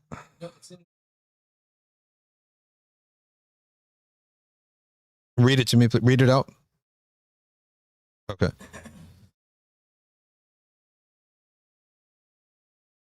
Because that's what did recited, that they did make ta'wilat. Okay. وهو معكم أينما كنتم. He's with you wherever you are. Surah Al-Hadid. ما يكون من نجوى ثلاثة إلا هو رابعهم. There is no gathering of three people having a private conversation except he's the fourth. المؤمنين Salama. She made ta'wil of this. Okay. And she said, al-ilm wal-ihata. He has knowledge of it and he has complete awareness of it. Ma'ahum bi'ilmihi. He's with them with his knowledge. Okay. And you'll get the direct quote. And so this idea of ta'wil, that Sahaba made ta'wil, the Hanabila right here are not negating that. They're accepting that. All right? They're accepting that. And they accept the ta'wilat of the Sahaba and the Salaf. And the hadith itself, as we said, I was hungry, didn't feed me. They're accepting this. So this idea that the Atharis are not accepting any ta'wil, that accusation, if someone was to make such an accusation, that's false. They are accepting. They are admitting and recognize, not admitting like it's some kind of crime. They are recognizing it. Okay? And affirming it. ما تأولوه تأولناه وما سكتوا عنه سكتنا عنه. At the top. It's not just Ibn Salama, it's other. وعن Salama, وعن ابن عباس رضي الله عنه وهو معكم أينما كنتم قال عالم بكم أينما كنتم. Is it, so Ibn Abbas says, he is with you wherever you are, means he's knowledgeable of you wherever you are. Now, is it far off to see the logic of the latter scholars that said, well, let's take the principles of their ta'wil and apply it to other mutashabihat. It's not far off, right? And it's not without any basis, as we said earlier, with the conditions. You don't limit the meaning to that. You don't have the right to do that. And what do you have to lose by saying that? You have nothing to lose. Saying, yes, this is definitely one of the meanings, but I cannot say it's the only meaning. Okay? Therefore, you're safe. Because when you say this is one of the meanings, you're calling upon a principle that's already accepted. Does anyone doubt that Allah is knowledgeable of us? No, that's a principle that's already established. Abdullah ibn al-Mubarak says, I asked Sufyan al-Thawri about he is with you wherever you are. Sufyan al-Thawri says his knowledge. وعن حنبل أن الإمام أحمد سئل عن قوله وهو معكم أينما كنتم. Imam Ahmad was asked about the same verse. He's with you wherever you are. And there is no party of three having a private conversation except he's the fourth. He says his knowledge. علمه عالم بالغيب والشهادة. He has knowledge of what is seen and unseen. وعلمه محيط بالكل. His knowledge encompasses all things. وربنا على العرش بلا حد. He is on the throne without a limit. ولا صفة nor description. وسع كرسيه السماوات والأرض بعلمه. وسع كرسيه, his throne encompasses the heavens and the earth with his knowledge. And from Ahmad ibn Mansur al-Ramadi, قال سألت نعيم ibn Hammad. I asked Nu'aym ibn Hammad about his saying he's with you wherever you are. What does it mean? He says, لا يخفى عليه خافية بعلمه. Nothing escapes his knowledge. And I asked, Tabari says, وهو شاهد لكم أيها الناس أينما كنتم يعلمكم. Wherever you are, he knows. Allah knows. Does anyone doubt that? It's a principle of Islam. وهو على عرشه فوق سماواته السبع. And he is upon his throne above the seven heavens. Remember, one of the premises of the Athari creed is إطلاق هذه الصفات, meaning that you can just say them. You don't always have to. Now the Ash'ari has the opposite. The Ash'ari want to always be safe and always footnote the tanzih. Okay? That's ijtihad, both sides. You can't, both sides, their argument makes a ton of sense.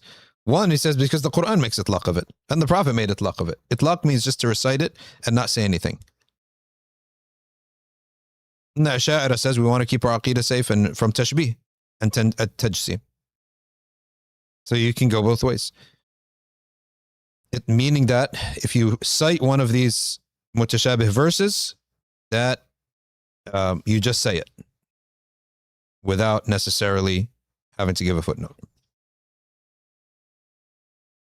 ليس في تفسير المعية في الآية بالعلم خلاف بين السلف. There is no difference upon this issue of معية. أجمع علماء السلف قاطبة على هذا التفسير. There's إجماع on this tafsir. All right, we have to stop here. It's 4 o'clock.